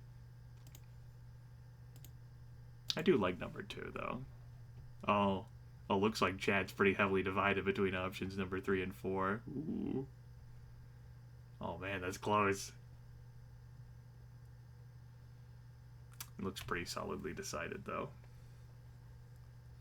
She might be sad, though, if we're not as much into clothes as she is. Alright, 38%. Let me scoot the microphone back real close. Clothes don't really mean that much to me. No repull. That's the way it goes. I don't care whether it's clothes unless it's fucking tied. Democracy has decided. Those are the rules. Inari seems almost shocked by your response. What? Really? You remind yourself that you're still talking to someone who is at most 1 or 2 years out of high school. Clothes are just pieces of fabric that protect you from the elements, and your body from wear and tear. Functionally, they don't usually serve a purpose. Aside from that, I wear my uniform because it shows everyone whose side I'm on. When I'm in the cockpit, I wear my suit because it's environmentally sealed and doubles as emergency protection. The kid doesn't quite seem to understand what you're saying. What happens when you leave the military? You shrug. Then I wear street clothes so everyone knows I'm not in the military anymore. Simple as that. She doesn't quite comprehend what you're saying, but then again, your point of view isn't exactly a widespread one. Soon enough, you move on to other, more fruitful topics of discussion. You spend another hour or so wandering around the ship in a seemingly random pattern. It's almost disconcerting to do so, especially for someone like you who is used to planning things out before doing them. But it's refreshing enough in its own way for you to understand why some people might enjoy it. Eventually, though, you find yourself heading to the Caliburn's observation deck, the only room on the entire ship with a genuine window to the dark splendor of the stars outside the warship's metal shell. Heavy blast doors slide open as you step through, as thick and as durable as the diamondoid window which makes up one wall of the observation deck is. It's still a structural weakness. As a result, the entire deck was actually built outside of the Caliburn's armored shell, to be sealed off in case of combat. Still, the view from the dark and structurally superfluous room is beautiful. The distant tapestry of stars, nerd, shine through the pseudo-glass with a sharpness that the wall-mounted screens in your quarters can almost but not quite match. In the distance, you can see the pale running lights of the Kodak fleet at anchor, your veteran's mind subconsciously picking out the silhouettes of the distant hulls. For a few moments, the two of you stand staring into space, watching as a pair of spindly cargo shuttles make their way towards the Caliburn, latch their carrier arms or vast arrays of containers carrying the munitions, spare parts, and other supplies which every warship requires to fight any sort of battle. Inari's voice breaks the silence. Hello, game speaker. We're having a romance subplot right now. We're going to make a stand here, aren't we? The question catches you off balance. I saw my parents earlier today on Crown Station, the kid replies, eyes still locked in the cargo shuttles as they make their final approach toward the Caliburn's docking bays. They said that they're planning on catching the next transport through the wormhole. They don't think Crown Station is going to be safe for much longer. She takes a deep breath and turns towards you. They think we're going to lose Crown Station just like we lost Vedria Prime, but we won't. Will we? Doing all right. I'm not going to be broadcasting for too much longer. I will be ending once this interlude is done. It's been a fruitful and enjoyable broadcast for me, though. How are you doing? How is everyone doing? Here's a poll, everyone. I personally think, number one, we will stop them here. Because, goddammit, we defeated the Blue Mask. We defeated just about everything that's come our way. We defeated our ensign. I mean, we're the tits. We are the tits. And that's the way it goes. I do not think that it is impossible. No shit, Wolfire. Oh, man. I gotta stop doing that fucking whispering shit. You know, it is nice and relaxing for my throat to fucking do that instead of how I normally talk, especially with the crazy voices I've been doing today, but woof. Someone might come into this chat and get the wrong impression. 80% say number one. We'll stop them here. She nods in agreement, but her gesture seems half-hearted. I want to believe you, senpai, but after Vedria... Kid takes a deep breath and starts again. Breath. You saw how big the Imperial fleet was. I'm not sure. That's right, Shy Guy. I'm not sure we can beat them. You shake your head. The Imperial... Oh, I got your choke point right here. God damn it. I didn't even have any control over that. That just fucking went right out of my mouth. Just whoop.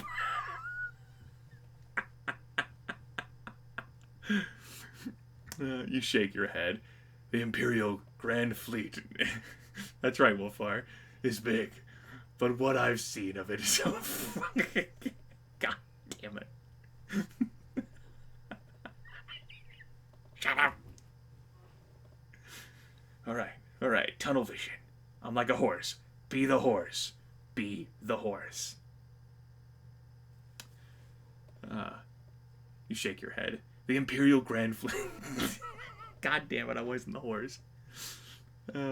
It's big, but what I've seen of it so far hasn't impressed me. When we faced it over Vedri, it outnumbered us by a massive margin, but we were still able to inflict disproportionate losses against it with just one battle group.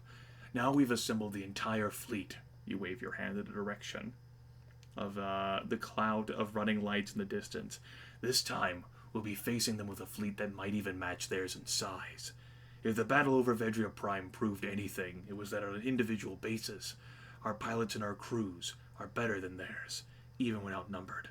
With something closer to numerical parity, you stop. The gears are already turning in her head. She can figure out the rest herself. Sure enough, after a few seconds, she nods, this time more confidently. We'll stop them here. Neither of you says much of anything after that. Small talk isn't something that follows any kind of serious conversation well. Instead, for the next few minutes, I'm looking forward to those option choices, and I'm excited for you, chat. I'm so excited. The two of you stand side by side, watching the vast arrays of dark metal hulls silhouetted against the endless field of stars. As the silent moments pass, you feel her begin to inch closer to you.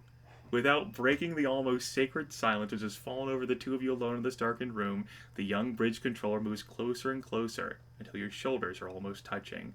Her eyes still fixed on the distant stars. She leans in towards you, slowly, quietly. She brushes her arm against yours.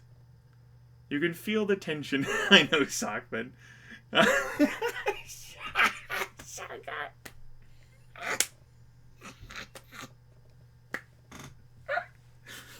Time out, everyone. Shy Guy, I'm gonna give you a Steam serial key for that one. Let me fucking open up my serial keys list for some coal or goal here, right now. This is happening. Oh man, that was great. You fucking took me out the legs.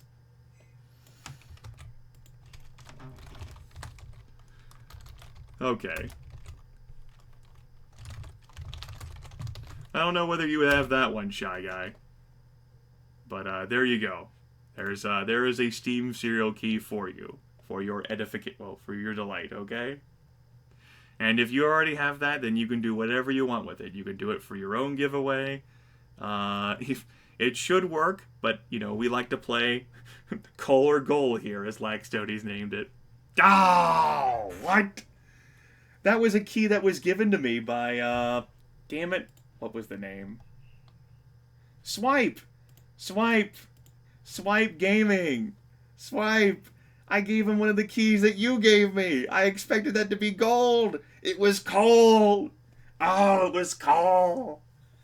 The coal or goal game is still strong! I gave him the Cave Story Plus key! It was coal! Coal or goal!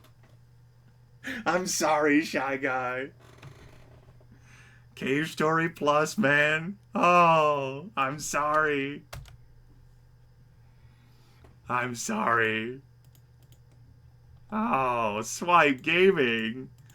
Coal or goal is strong. Oh.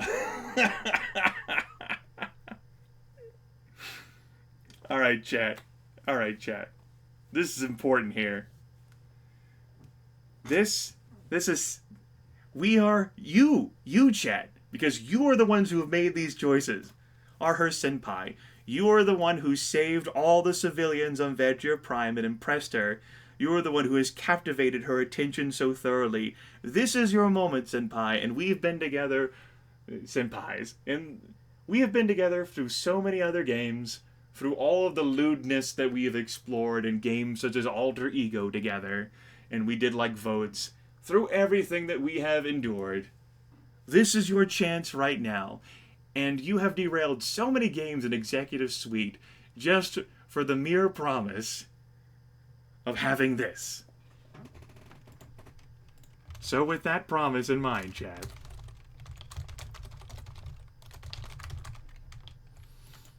I'm gonna go give this 120 seconds. Option 1, Option 2, Option 3.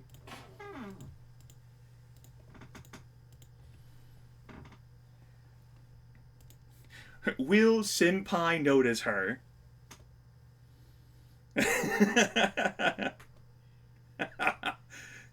Will Senpai notice Inari? Oh, that's pretty committed to noticing her, huh? Witness me? Oh, man. Alright, Chad. I'm glad. I'm glad for you. I'm glad. You're being a positive role model. Now, we're not exactly sure how old the lead character is. Based on the introductory text, we've been a veteran for some time, so I'd say in the 30s somewhere. Whereas she's either in, like, you know, she is an adult, but, like, I think she's like 19 or 20. Like, I forget the exact age. I think it may have listed it, but, you know, it was during the marathon, and that information kind of glosses over my head during marathons, you know?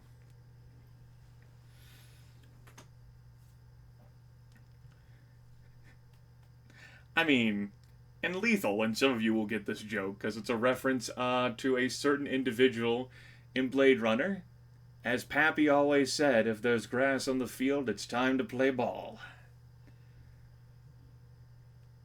Alright, Swipe Gaming, I'll let you know, man.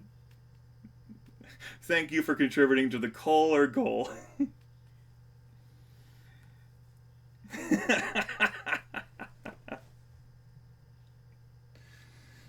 Oh, shit. And, like, we've been fighting in this war for 5 years whenever we signed up, so, you know, things. Who could say? Alright.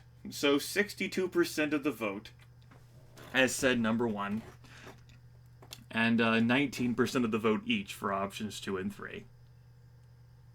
I put my arm around her.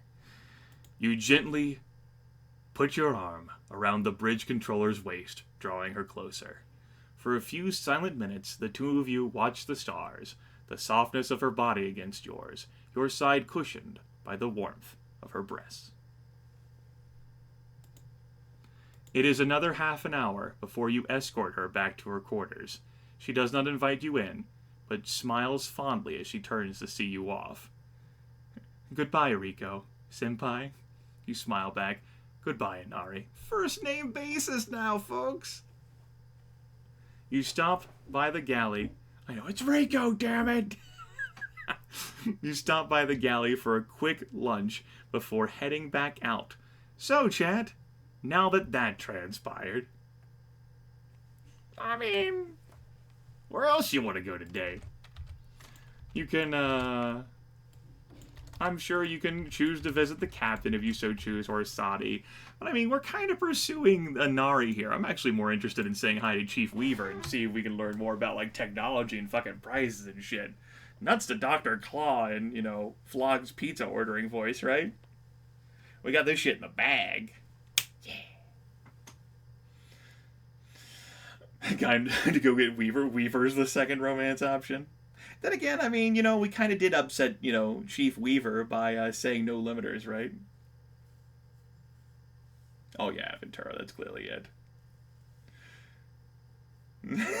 I know, Shy Guy, right?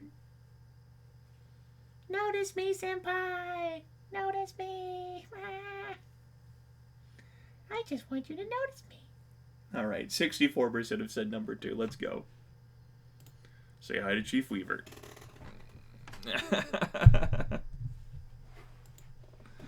You head down to the hangar bay to look for the deck chief, only to learn that he's been gone all day. However, no sooner do you get your answer does the missing NCO walk through the heavy blast doors, flanked by a pair of... I figured that might happen. Flanked by a pair of fully armed Marines. From halfway across the hangar, you can see one of the guards exchange a handful of words with the deck chief before nodding and walking off. Chief Weaver watches them go for a minute, sending them off with an irreverent wave, like, which you're pretty sure the Marines didn't see. Or it might have been really irreverent, right? Like, then he sees you. Oh, excuse me. Oh, Lieutenant Commander Rico. The deck chief. It's Rico! Deck Chief walks over, sketching you a quick salute. Sketching me? You're fucking like pulls out a like scrap of paper.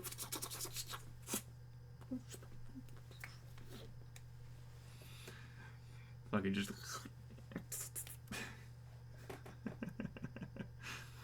Oh shit! Just a person I wanted to see. The Deck Chief waits for the percussive beat of marine jackboots on decking to fade away before he continues.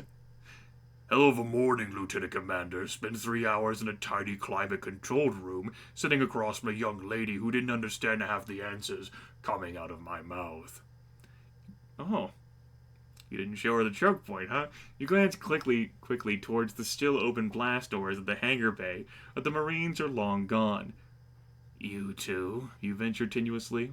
Weaver nods. Yep, right as we docked. Can't give you any details, of course. If I did, Millant would probably have me shot, my family shot, my dog shot, and probably even slap you on the wrist a little. I can explain that one if you want me to. So, Chad? Are you interested in hearing Grimith read more shit? I know how much you love questions, so I figured I'd ask. Oh my god.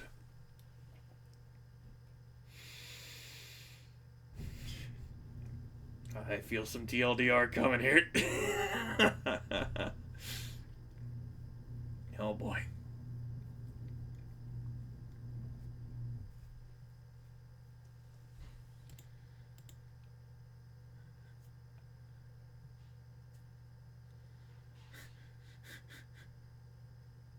Oh jeez. All right, that looks pretty solidly option number 1. Yeah. Damn. Okay, 65% of you. Hello, Cowboy Duke. You have joined the tail end of this broadcast. We're going to be finishing up this interlude, however long that takes. It might be another half hour. I don't know. And then we'll be moseying off into the sunset. Yeah. Let's go. Weaver's eyes widen a little. He probably wasn't expecting you to actually ask. Well, it's just that when it comes to things like security breaches and the like, military justice tends to come down a lot harder on us enlisted folk than on you officers. The Deck Chief puts his hands up placatingly before he can respond. Now, I know there are reasons for that sort of thing, but that doesn't mean it can't be used for a little gallows humor. I appreciate that on this channel. No emote spam. I will take you all out of the fucking knees. You nod. The unstated reasons are pretty well known. The Civil War had started with a small corps of senior administrators and defecting Imperial officers. Those who had jumped at the call had been fast-tracked to officer rank, while those who joined up only when it became clear that the rebellion had a chance of succeeding or were volunteered against their will by local planetary governors filled out the enlisted ranks. While the system isn't perfect, it does work. Promotion is still based on merit, and there's nothing stopping a ranker with distinguished service from making officer if there's a post available. Still, the differences between enlisted and commissioned ranks do exist, one of those being that military courts often treat transgressions by enlisted personnel much more harshly, especially when it comes to those who did not join entirely of their own volition. You're still not sure if the whole thing is an actual problem or just an idiosyncrasy worth noting more than an idle joke. Either way, apparently your hangar chief finds it funny enough to joke about. Weaver walks over to the table next to you and picks up his data tablet. Now, did you come here just to listen to me make bad jokes, or did you have other questions? So, you want to know what happened during the debriefing? Or you want to know, you mentioned you had a dog and a family? Because God forbid he's joking, right? Or actually, never mind. I hate shitty jokes. Let's go.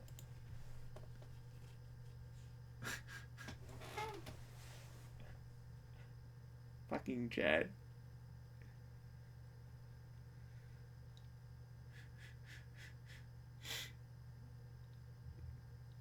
I know. Well, I mean, Chief Weaver doesn't really care about violating protocol,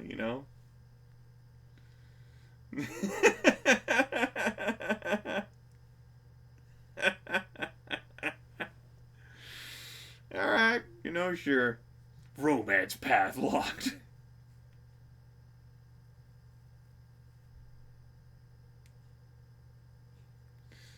I know, Convox. That's right, Savage. That's right. The deck chief nods and steps towards you, data tablet in hand. He taps the screen a few times before handing the electronic oh no. Oh no, handing the electronic device to you, a broad grin on his face. The tablet is the same one which you've seen Weaver working with since the deck chief was first assigned to the Caliburn, but instead of the usual list of specifications, replacement requirements, or diagrams, there is a high-resolution image of a massive black hound, his sleek body curled around itself on a bare concrete floor, an expression of guileless euphoria on his face. This is Angus. He's a new Antiguan greyhound, one of the ones Gene modded for high gravity in urban environments. He's real friendly. Doesn't have a mean bone in his body. Had to leave him behind, though. He loves the smell of machinery, but he hates space travel. Weaver shakes his head sadly. Besides, they wouldn't let me take him. My sisters are taking care of him till I get back. The chief taps an icon on the edge of the screen, and the picture shifts to that of a slightly blurrier image of 3 women, about the same age as the hangar boss, kneeling around Angus the Greyhound, their broad grins highlighting the similarity of their features to Weaver's own smiling face. Around them are 3 men, and at least a dozen children. Chief Weaver spends the next 3 or 4 minutes listing off his sisters, brothers-in-law, and a vast host of nieces and nephews. I guess they felt the need to make up for me, seeing as I never got married or had kids or anything.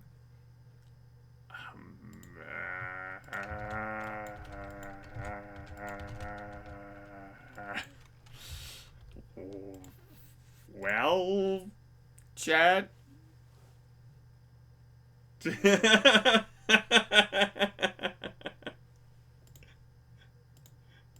Oh, this is pretty fucking even.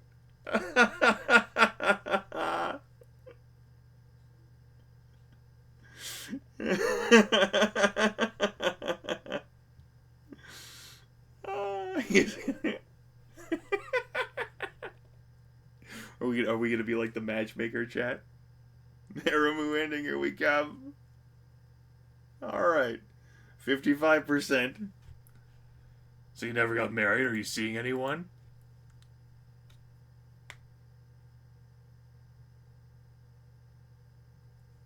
The deck chief leans in, a sly grin on his face.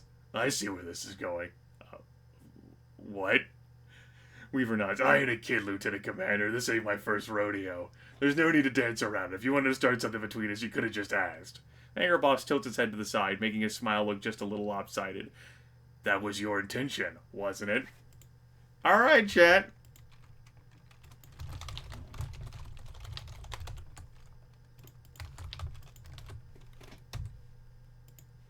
Was this your intention?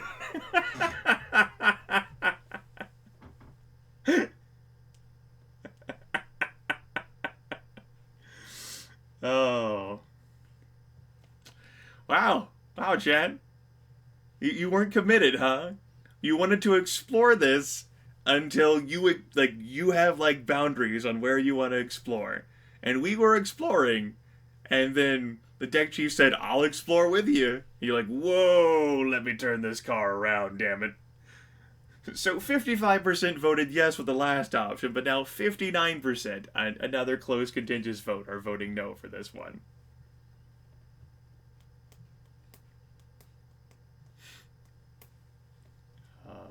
Alright. I'm just curious, that's all. Weaver seems a little surprised by your declaration of a complete lack of interest in a relationship, but the NCO recovers quickly and nods. Well, be curious no more. I ain't attached to anyone right now, just so you know. You nod. Good to know. The deck chief smiles again. Sorry for misreading you, Lieutenant Commander. Anything else you wanted? Alright, Chad, I know how much you love questions. Having during your briefing, Weaver shrugs. Well, they picked me up as we docked and took me across to the station. We took the transit car to some administration building, walked through a bunch of hallways, had a nice long chat, answered all the questions, and they sent me back here. Yeah, that fucking sounds like what they did to you. You know, it was real funny. They asked me a few questions that I ain't got permission to talk about, but then they changed the subject. They danced all around it, but from where I was sitting, they weren't interested in the stuff that should have been classified, just my opinion. your opinion. Deck Chief leans back and nods. Just my opinion, some about you, some about Captain Balin, but mostly... Weaver raises a hand and a... Weaver raises a hand and jerks a thumb at the white armored prototype sitting in the closest of the servicing bays. Mostly about that. Weaver moves closer, his voice low. Now, I can't tell you what questions they asked me or what my answers were, but I can still speculate, and my speculation is telling me that High Command's making extra sure that the Lionheart's pilot is the best pilot for the job. He glanced back at the prototype, probably bearing the wear and tear of your last 2 battles together. Why would you say that? Weaver's face melts into a knowing smirk. Because they think that the Lionheart is the secret weapon that's going to win us the war. What do you think about that? Well, I mean, with me at the controls, we can win this war single-handed. Who knows, Harried? Who knows? Probably someone who's actually played and explored this game, but in general, chat does not know. I don't think so, though, but I mean, it might have given me an achievement. And achievements are neat, right?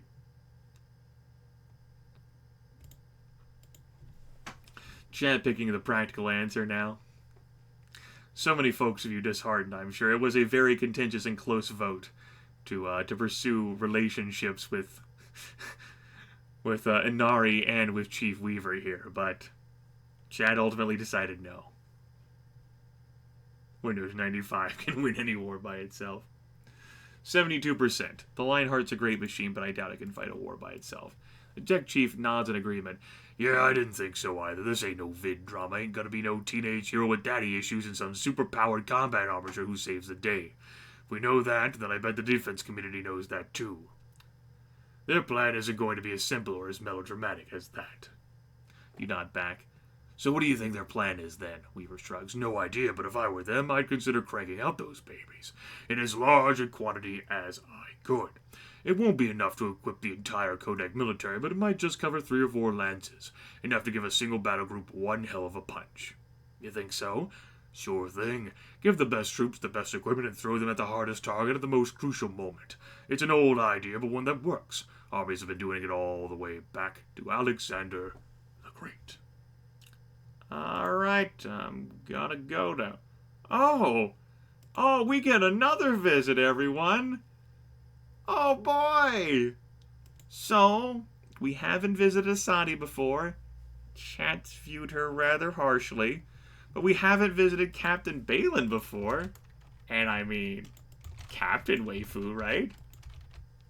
Huh?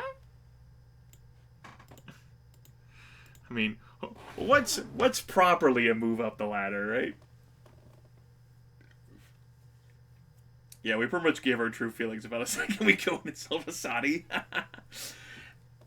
Yeah, so I told intelligence that I mean you're a great pilot, but your leadership skills, I mean, woo.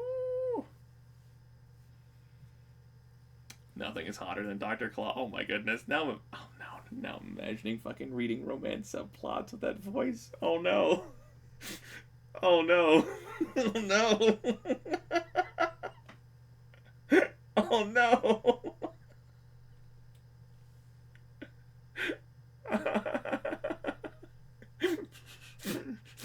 Alright.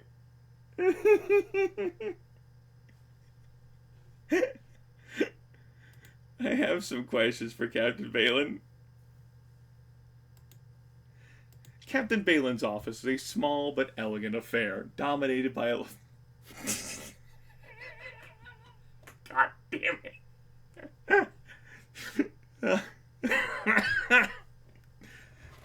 Dominated by a large desk that essentially splits the room in two. The walls are covered with tasteful wood paneling and a series of locked filing cabinets filled with information too classified or too personal to be left on the hard drive of the data tablet. Behind the desk sits a plush swivel chair covered in black synthetic leather. On the wall behind it stands the Caliburn's unit insignia, writ large in burnished brass and steel. Everything from the neatly organized racks of data tablets to the very old-fashioned looking pin sitting on the desktop are where they should be. In fact, the only thing missing is Captain Balin herself, though the guard at the office door assures you that she will be back shortly. You've been in the military long enough to know that shortly can mean anything from half a minute to 6 days. Thankfully, you don't end up waiting for more than a half hour before the captain returns, flanked by 4 Marines wearing the same armor and carrying the same unit flashes as the ones that took you on your little trip to Ground Station's administration complex this morning. It looks like you aren't the only one to have been invited to have a private chat with military intelligence.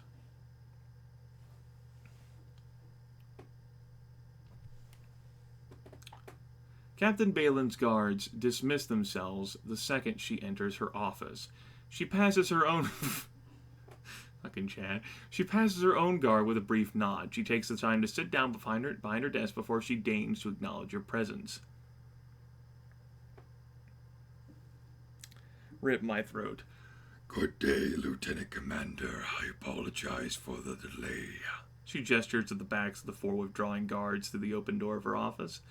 As you may have noticed, you weren't the only one to have been carted off to a classified debriefing. The captain steeples her hands and settles back into her chair. Now then, Rico, what would you ask of me? Ah, god damn it, Chad. I'm not even gonna fucking bother. It's questions. Questions for days. How is the Caliburn holding up? The captain shrugs. We took a lot of damage during the battle over Vedria Prime, and we took substantial casualties as well. Our damage control teams have dealt with a great deal of the minor problems, but there's still a great deal of major damage that needs to be fixed before we're anywhere near battle ready.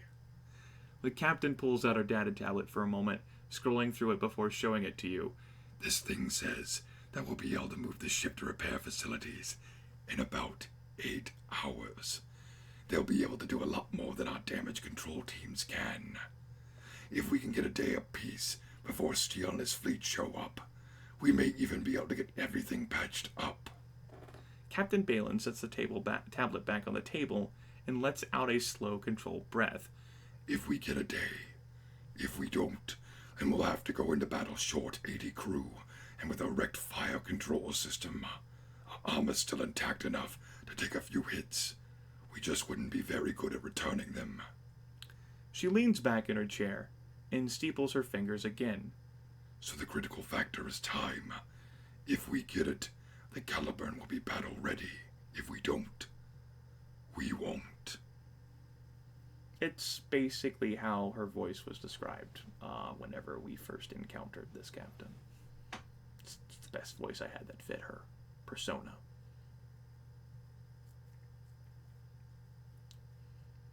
Okay. Well, that's good. That's good information to have. I'm going to keep rattling through the questions because I know Chad. I know. All right.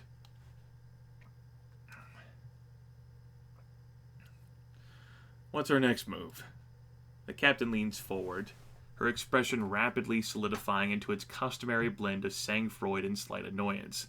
She recites a mental list, ticking off her fingers as she goes. Well, we are currently docked at a large space station with extensive logistical support capabilities, formidable fixed defenses, and a strong garrison of combat armatures. Around us is the entire strength of the Kodak active fleet, in addition to the main fleet, which has been brought through the wormhole from New Lisbon just to be here. Over half a dozen independent battle groups like ours have been pulled from their various missions to sit here as well. Behind us is a facial anomaly which serves the only passage to the vast majority of our colonies. In front of us is a massive enemy fleet commanded by an over-aggressive and highly unimaginative commander. Captain Balin's tone rapidly turns sardonic. So if I were using my head at all after taking stock of all of this, most of which is, after all, common knowledge, I would assume that we're mustering as many ships and combat armatures as possible to defend Ground Station and this end of the wormhole against an attack by the Imperial Grand Fleet. There's a moment of silence in the captain's office, probably intentional. Your commanding officer is giving you a second for her words to sink in. Despite her dour expression, the woman does have a sense of the theatrical, and her voice, which I am losing. Does that answer your question, Lieutenant Commander?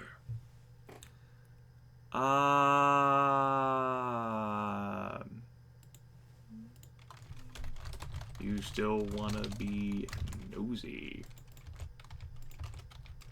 So we can ask our very abrupt and brusque and curt superior officer whether she and the commander of the Imperial Fleet know each other, what questions did they ask you in your debriefing, did you used to be a part of the Imperial military, or nah, I'm good, I'm good.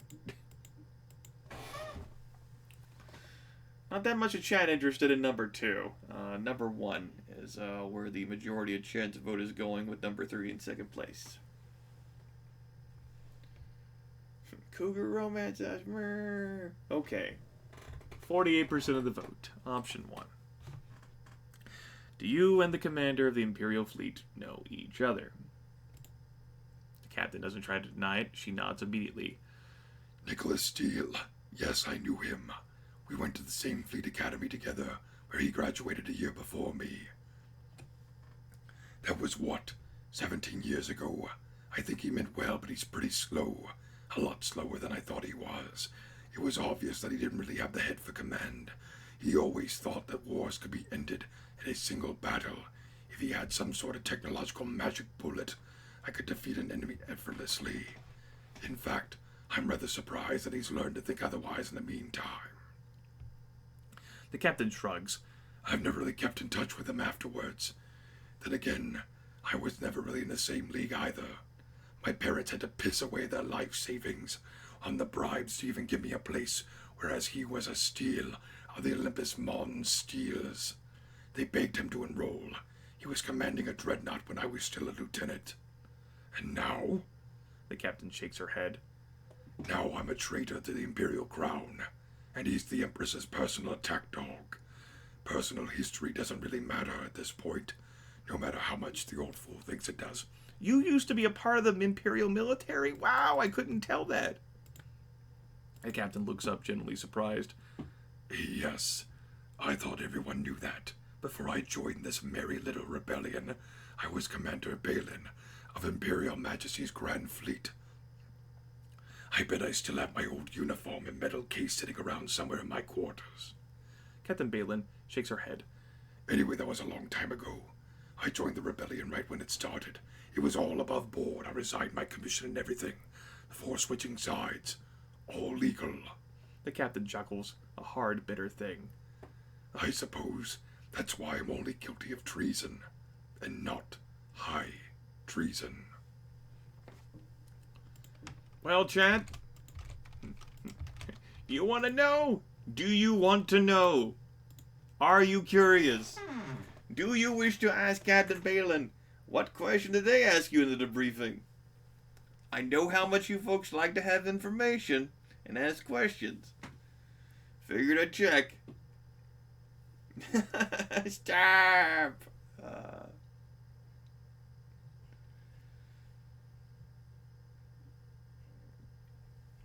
We do. Yes, Larry. Perhaps that's the real question. 62%, huh? Alright.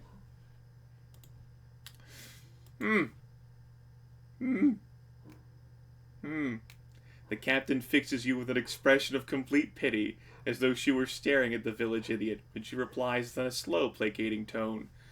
During your own debriefing, did the naval intelligence officer asking the questions explicitly forbid you from telling anyone else about the proceedings, with the barely hidden implication the defense committee would have you court-martialed if you uttered a word? You nod. The captain smiles and drops her tone of fake condescension. Mine did too. You know, you probably should have expected that. Alright, why did you defect from the Imperial military? 2 question marks. Alright. Simple reason, because it didn't want me. Oh, Jesus fucking Christ. Fuck. Son of a fuck. Alright. Time out. I'll fucking read it, just give me a moment.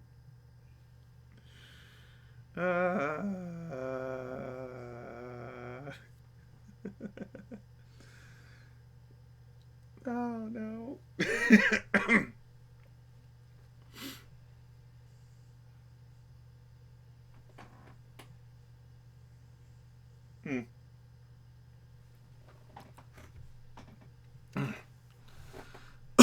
Tomorrow, during Gangsters Organized Crime, I'm gonna fucking sound like it from the 1930s. Captain Balin leans in. Here's a basic tenet of the Imperial military in general. The people in charge of everything have a system of sorting people out. But the very basic level, officers are divided into two categories. Those with honor and those without. Now those with honor are the ones who are born to high nobility. The ones with family lines stretching back hundreds of years, all the way back to the Megacorps who funded the first ships out of old Earth. They're the ones with their own little code of nobility. You saw some of that over Vedria Prime. The Imperial fleet would have crushed us if they hadn't sent out their combat armatures unsupported to make it a fair fight. That's what their honor basically is, institutional stupidity. The men and women who adhere to that standard, like Star Marshal Steele and like your suitor, Oh my. Commandant Hawkins, they're the ones who are promoted to high rank and exalted as paragons for their actions as much as their birth. Then there are people like me, the ones who see what the Imperials did over Vedria Prime as stupidity and a waste of good pilots, not honor. My parents weren't aristocrats, they were file clerks, and my old academy record is full of references to my low cunning. Needless to say, the Imperial military didn't like me and I didn't like it. When I saw a chance for a fresh start in a service that didn't think ambushes and flanking attacks were cheating, I took it. Alright, I'm leaving. Captain Balin nods curtly. Very well. She waves you out brusquely as she turns back to the work on her desk. I have other business to attend to. You know the way out. You make your way to the galley for a quick meal. The fare is as unappetizing as ever, but you shovel it down quickly before you are too tired to eat. With dinner out of the way, you head back to your quarters and fall into bed, exhausted. The next morning, you are woken up by a loud, insistent knocking, which I won't play out for you. When you answer the door, you find yourself faced by a very thin, balding man with a long, cadaverous face and an expensive suit. He's dressed to kill. He says, "Hello, I am Mr. Johnson." Behind him stand a pair of armed Marines. "Good morning," the man says in a clipped, business-like tone flavored with the accent of your native Albion. Fuck if I know how that sounds. He extends a skeletal hand towards you. Out of politeness, you take it. "All right, thanks. I always needed another hand, boss."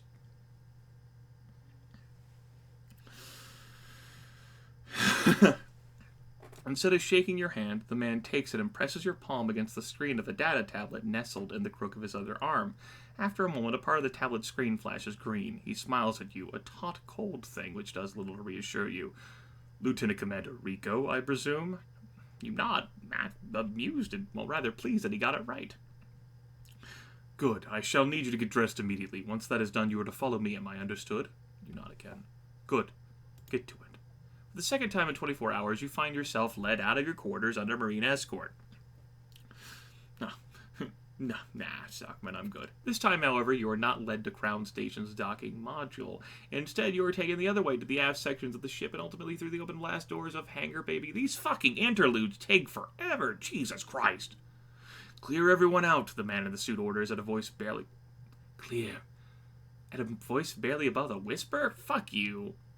As the four of you step through the doors, the two Marines immediately spring to action, herding the dozens of deck crew away from the machines they are servicing and towards the doors. What the hell is going on here? Chief Weaver demands as one of the Marines gently prods him across the hangar deck. "Lieutenant Commander, you have any idea what the hell is going on here?" The suited man holds up a thin hand, and the Marine holds. "Hold on a moment. Bring him here." That's right, Train.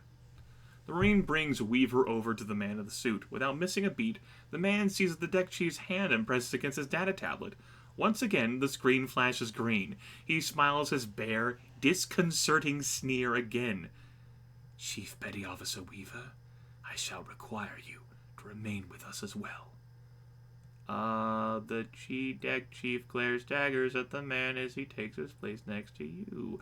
Once the deck crews are pushed out of the hangar bay, the two Marines take position at the door to dissuade the curious. For a minute or two, you wait in heavy silence until finally a figure pushes her way through the guards. Captain Balin. The man turns to the Marines. They're all here, he declares in his reedy voice. Shut the blast doors, take up guard outside. Nobody goes in until I come out. The two guards salute and step outside, closing the doors behind them. The man in the suit takes a good look at the three of you, making eye contact for just a moment as he does, before nodding to himself in evident satisfaction. Good. Now we may begin. My name is Dr. William Chatham. The doctor begins pacing before the three of you, his slender hands clasped behind his back. I currently have the honor of being Director of Special Projects and Initiatives for Wellington Defense Industries. None of the three of you manage any kind of response. Despite his tiny stature, the doctor's personal presence is formidable, as if he were surrounded by an aura of frigid air.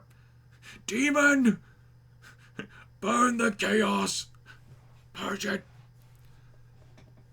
The effect is a disconcerting one, even to you, and you can see that Chief Weaver and Captain Balin are no more at ease. Dr. Chatham himself, on the other hand, pays no mind. Either he has never become aware of it, or he has seen its effects so often as to no longer care. He continues pacing and speaking. If that title means absolutely nothing to you, then I shall clarify the extent of my responsibilities, powers, and obligations by utilizing simpler language. Dr. Chatham stops pacing and turns on his heel to face you. I am the individual responsible for the creation. The doctor raises an arm, pointing a bony finger towards the shining bulk of the lion heart. Of that. It may not have made sense. The Lionheart and the facility of Vedria Prime, devoted to its design and manufacture, are my responsibility. Its destruction by Imperial forces would normally be a death knell for the project. Dr. Chatham clasps his hands together again and offers his colorless, thin smile again. However, due to the combined efforts of the three of you, the Lionheart's prototype unit has been recovered. Better yet, your impromptu field test, while lacking a great deal of scientific rigor, has provided me with the necessary data to complete the Lionheart's unfinished systems. The man from WDI steps forward and begins pacing again. As of yesterday morning, I have taken personal control of the Lionheart project. I have made the decision to waive all remaining field tests. Dr. Chatham returns to you, fixing you with his empty-eyed stare. Lieutenant Commander Rico, you have been reassigned as the Lionheart's pilot. You will not be permitted to fly any other machine, nor will you allow any other pilot into the Lionheart's cockpit. I guess we ain't using the fucking Blue Mask's vehicle, guys. Guess that one's kind of fucking taken off the table. Next, he turns to the hangar boss. Chief Petty Officer Weaver, you will deliver to me a list of every crew member who has had access to the Lionheart specifications, hardware, or flight software. They are now to be considered potential security risks and must be screened. That's right, Train. Finally, he turns to the Caliburn's commanding officer. Captain Balin, you are responsible for the maintenance of operational security and the safety of the Lionheart prototype. The doctor once again makes eye contact with the three of you, one by one.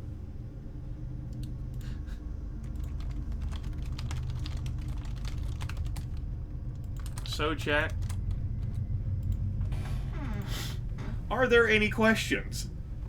If there are questions, I'll go through all the questions. If there are no questions, we'll go through none of the questions.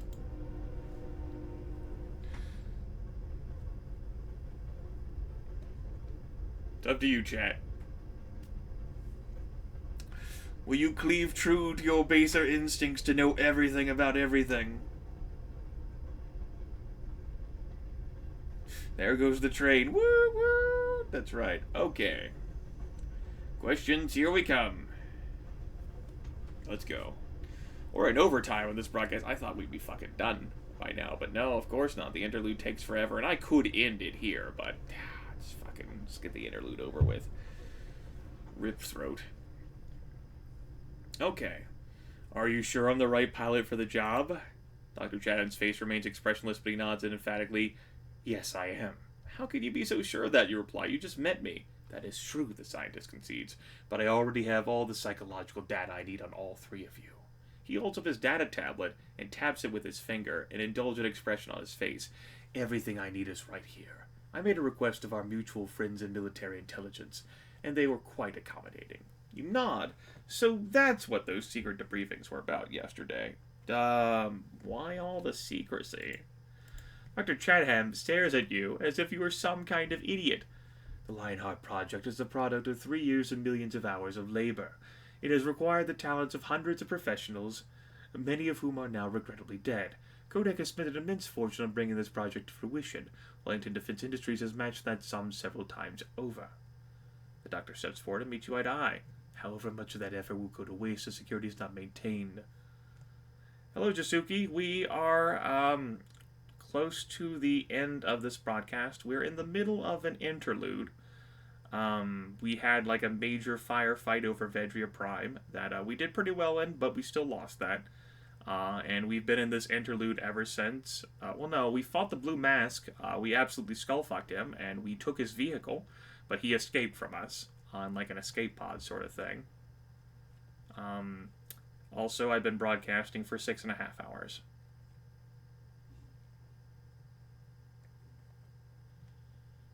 And then we've been on an interlude. We romanced Tanari, our flight controller, and then we got like interviewed by military intelligence, and now we're like talking to this guy. "However much of that effort will go to waste if security is not maintained. The Lionheart's main weapon is the fact that even the..." Oh, and Chad almost engaged in a romantic interlude with Chief Weaver, but they narrowly said no.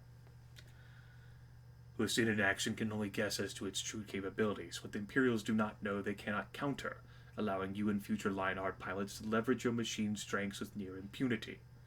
Chatham smiles again just as coldly. "Oh yes, there will be future pilots. Once we have shown the conclusive effectiveness of the prototype machine to the master fleets of both sides, the Defense Committee will be falling over itself to pay us to make more. Mark my words, we shall have entire lances equipped with Lionhearts by the end of the year, and they will turn the tide of the war." "What happens if I get the Lionheart destroyed, boss?" Dr. Chatham shrugs. "Then you shall die unless you manage to eject in a timely fashion, I suppose." For a moment there is an awkward pause, then the doctor catches on to the true meaning of your question. "If the prototype module is destroyed, then we shall simply build more. We have the plans and specifications on file. It'd be fucking easy. We are not characters in a children's show. We are quite capable of building replacement machines. Compared to that, finding a replacement pilot to fly it would be mere child's play." You're not sure how comfortable you are with that answer. "You're done." Dr. Chatham nods. Sorry, just sobbing. "Excellent. Then I have one final item on the agenda. The Lionheart itself." The doctor taps a few icons on his data tablet and shows the three of you the screen. Displayed is a wireframe model of the Lionheart in exacting detail. "My original plan was merely to update the Lionheart's flight system with its own dedicated software. This software is designed specifically to work with the Lionheart, thus preventing any repeat of the rather nasty malfunction you encountered on your first test run." Oh, good! "Oh, good, you can change your operating system." Chatham taps another icon. The screen on the tablet changes to a flowchart diagram of what you assume to be the Lionheart's dedicated flight software. "In addition, I was considering the option of installing a predictive control module capable of increasing your reaction time significantly." Before you can reply, the doctor holds up a finger. "However, it has also come to my attention that the Caliburns battle group has managed to recover a certain crate from the WDI facility on Vedria Prime." Oh. "Well then, I have permission to inform you that the crate contains the parts for a prototype particle rifle capable of fully automatic fire. It was, to be frank, the gun the Lionheart was built around. The rifle the machine is currently equipped with is nothing more than a stopgap test model. I have authorization to recover, assemble, and install that weapon onto the Lionheart if you should so wish." You nod, though you can't be sure if you're paying attention. If what the doctor is saying is accurate, the weapon inside the white crate tucked in the corner of the hangar bay is a weapon capable of giving the Lionheart the ranged firepower of fuck you. Dr. Chatham pays no heed to your reaction. Am I also to understand that you have captured and repaired an Imperial monosaber? Chief Weaver nods. Yep, the lieutenant commander here captured it off the wrecked machine of the Blue Mask himself. Who? Doesn't matter. Chatham seems to care little for the fame of enemy aces. The important thing is that it may be possible to install it onto the Lionheart's frame. With the resources available at Crown Station, it can certainly be done in a timely fashion. You consider the implications. Unlike a chain knife, a monosaber can cut through armor no matter how heavy or dense. Unlike an energy-hungry plasma blade, it requires next to no power to use, power which may be diverted to other purposes like thrusters. Dr. Chatham turns to you. There is a problem.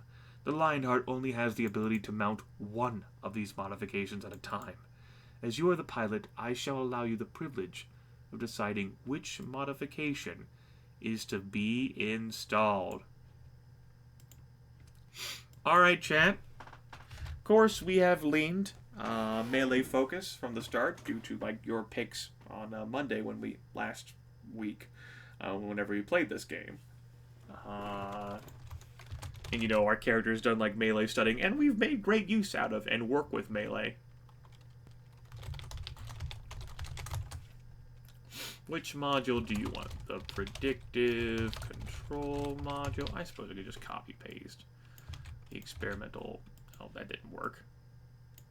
Oh, I guess I can't copy paste. Everything is ruined.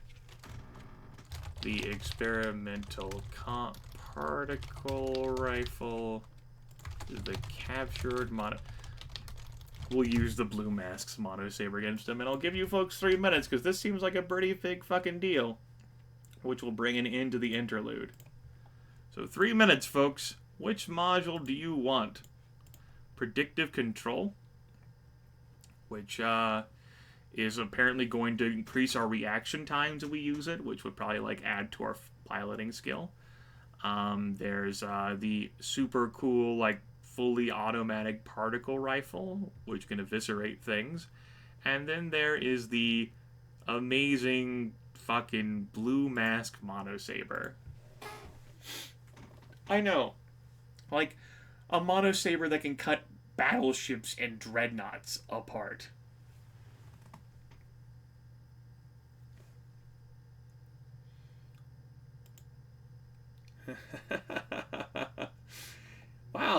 Wow, yeah.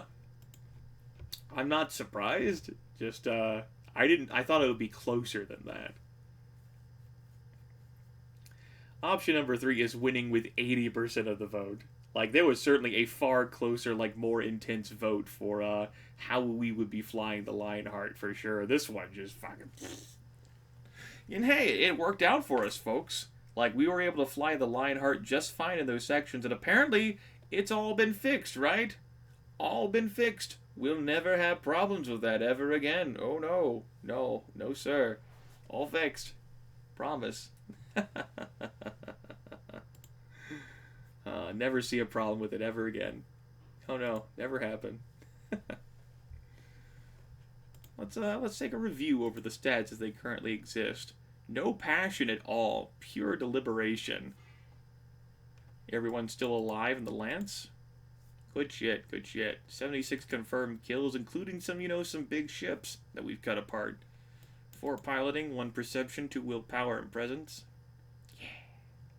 Our particle rifle type 2, and our plasma cutter. Sounds like we're about to have a damn monosaber, folks. No passion? No, that's no shaman. She's not our senpai. She's our waifu. She's Chad's waifu, and you are her senpai. It's still a prototype, right? Seeing spots? I mean, God. And they're... game balance, right? You can't have all the things. We don't have time to add all the things. You don't have the weight capacity to add all the things, damn it. This is how it will work. And you will accept this.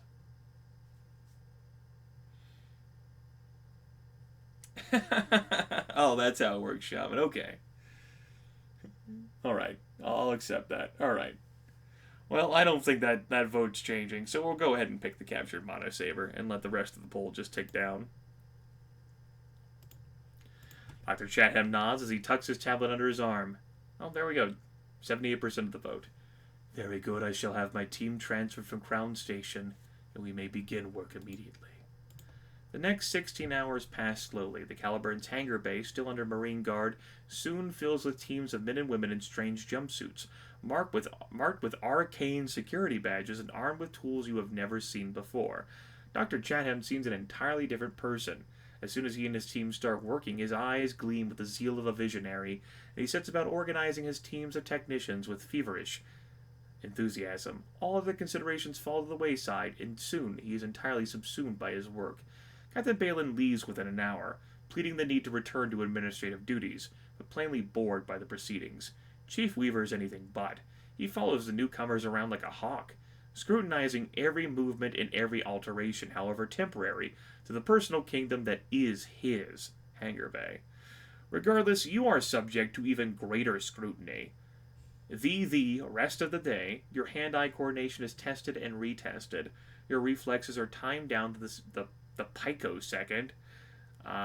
Picosecond? I think it's picosecond, but it's not really a unit of measurement. Pico? Okay. The form of your movements are tested, retested, and analyzed. You are put through the basic forms of swordsmanship you learned in training again and again, as Chatham's staff pick out irregularities and idiosyncrasies. All of this is as Dr. Chatham's command. The old man has promised you a weapon so perfectly calibrated to your machine in your own body as to feel like an extension of yourself. Whether there are faults the man might have, he certainly doesn't do things by halves. You end the day exhausted, with barely enough strength to stagger to your quarters, tumble into bed, and fall asleep. You are so tired that you don't even have the energy to dream. However, you have noticed something. The experiences of the last few battles have honed your skills and capabilities. While you did not have time to notice it in the heat of battle, Dr. Chatham's physically demanding testing has let you realize that your abilities are continuing to grow. Indeed, on the first day of testing, you realize that, okay, this really hasn't, it has updated with the Mono Saber. So we got 4 piloting, 1 perception, 2 willpower, and 2 presence. And I imagine these will pertain to that. So, which stat up? Option 1, option 2, option 3, option 4. 45 seconds. My reflexes and coordination have been honed even more, which we're at a whopping 4+1. Back with our old unit, but are at 4 now. My situational awareness has improved. I've become more able to keep my cool, or I've become better at leading. I think I've become more able to keep my cool, is what I like. Chad is firmly committed for piloting, with all of the piloting tests that we've most certainly failed.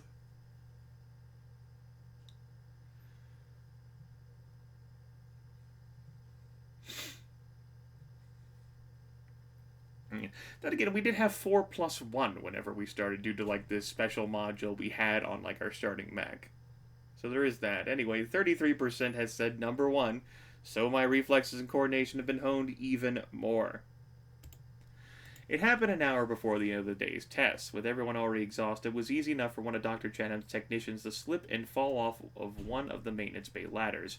You managed to catch the man and put him down safely on the hangar deck almost before you realized you were doing it. It was only afterwards that the doctor told you that according to the readings he took earlier, your coordination and reflexes had developed greatly since your last physical evaluation, before you were assigned to the Caliburn. Apparently, hours and hours of piloting a combat armature in battle have improved your ability to pilot a combat armature in battle. Go figure.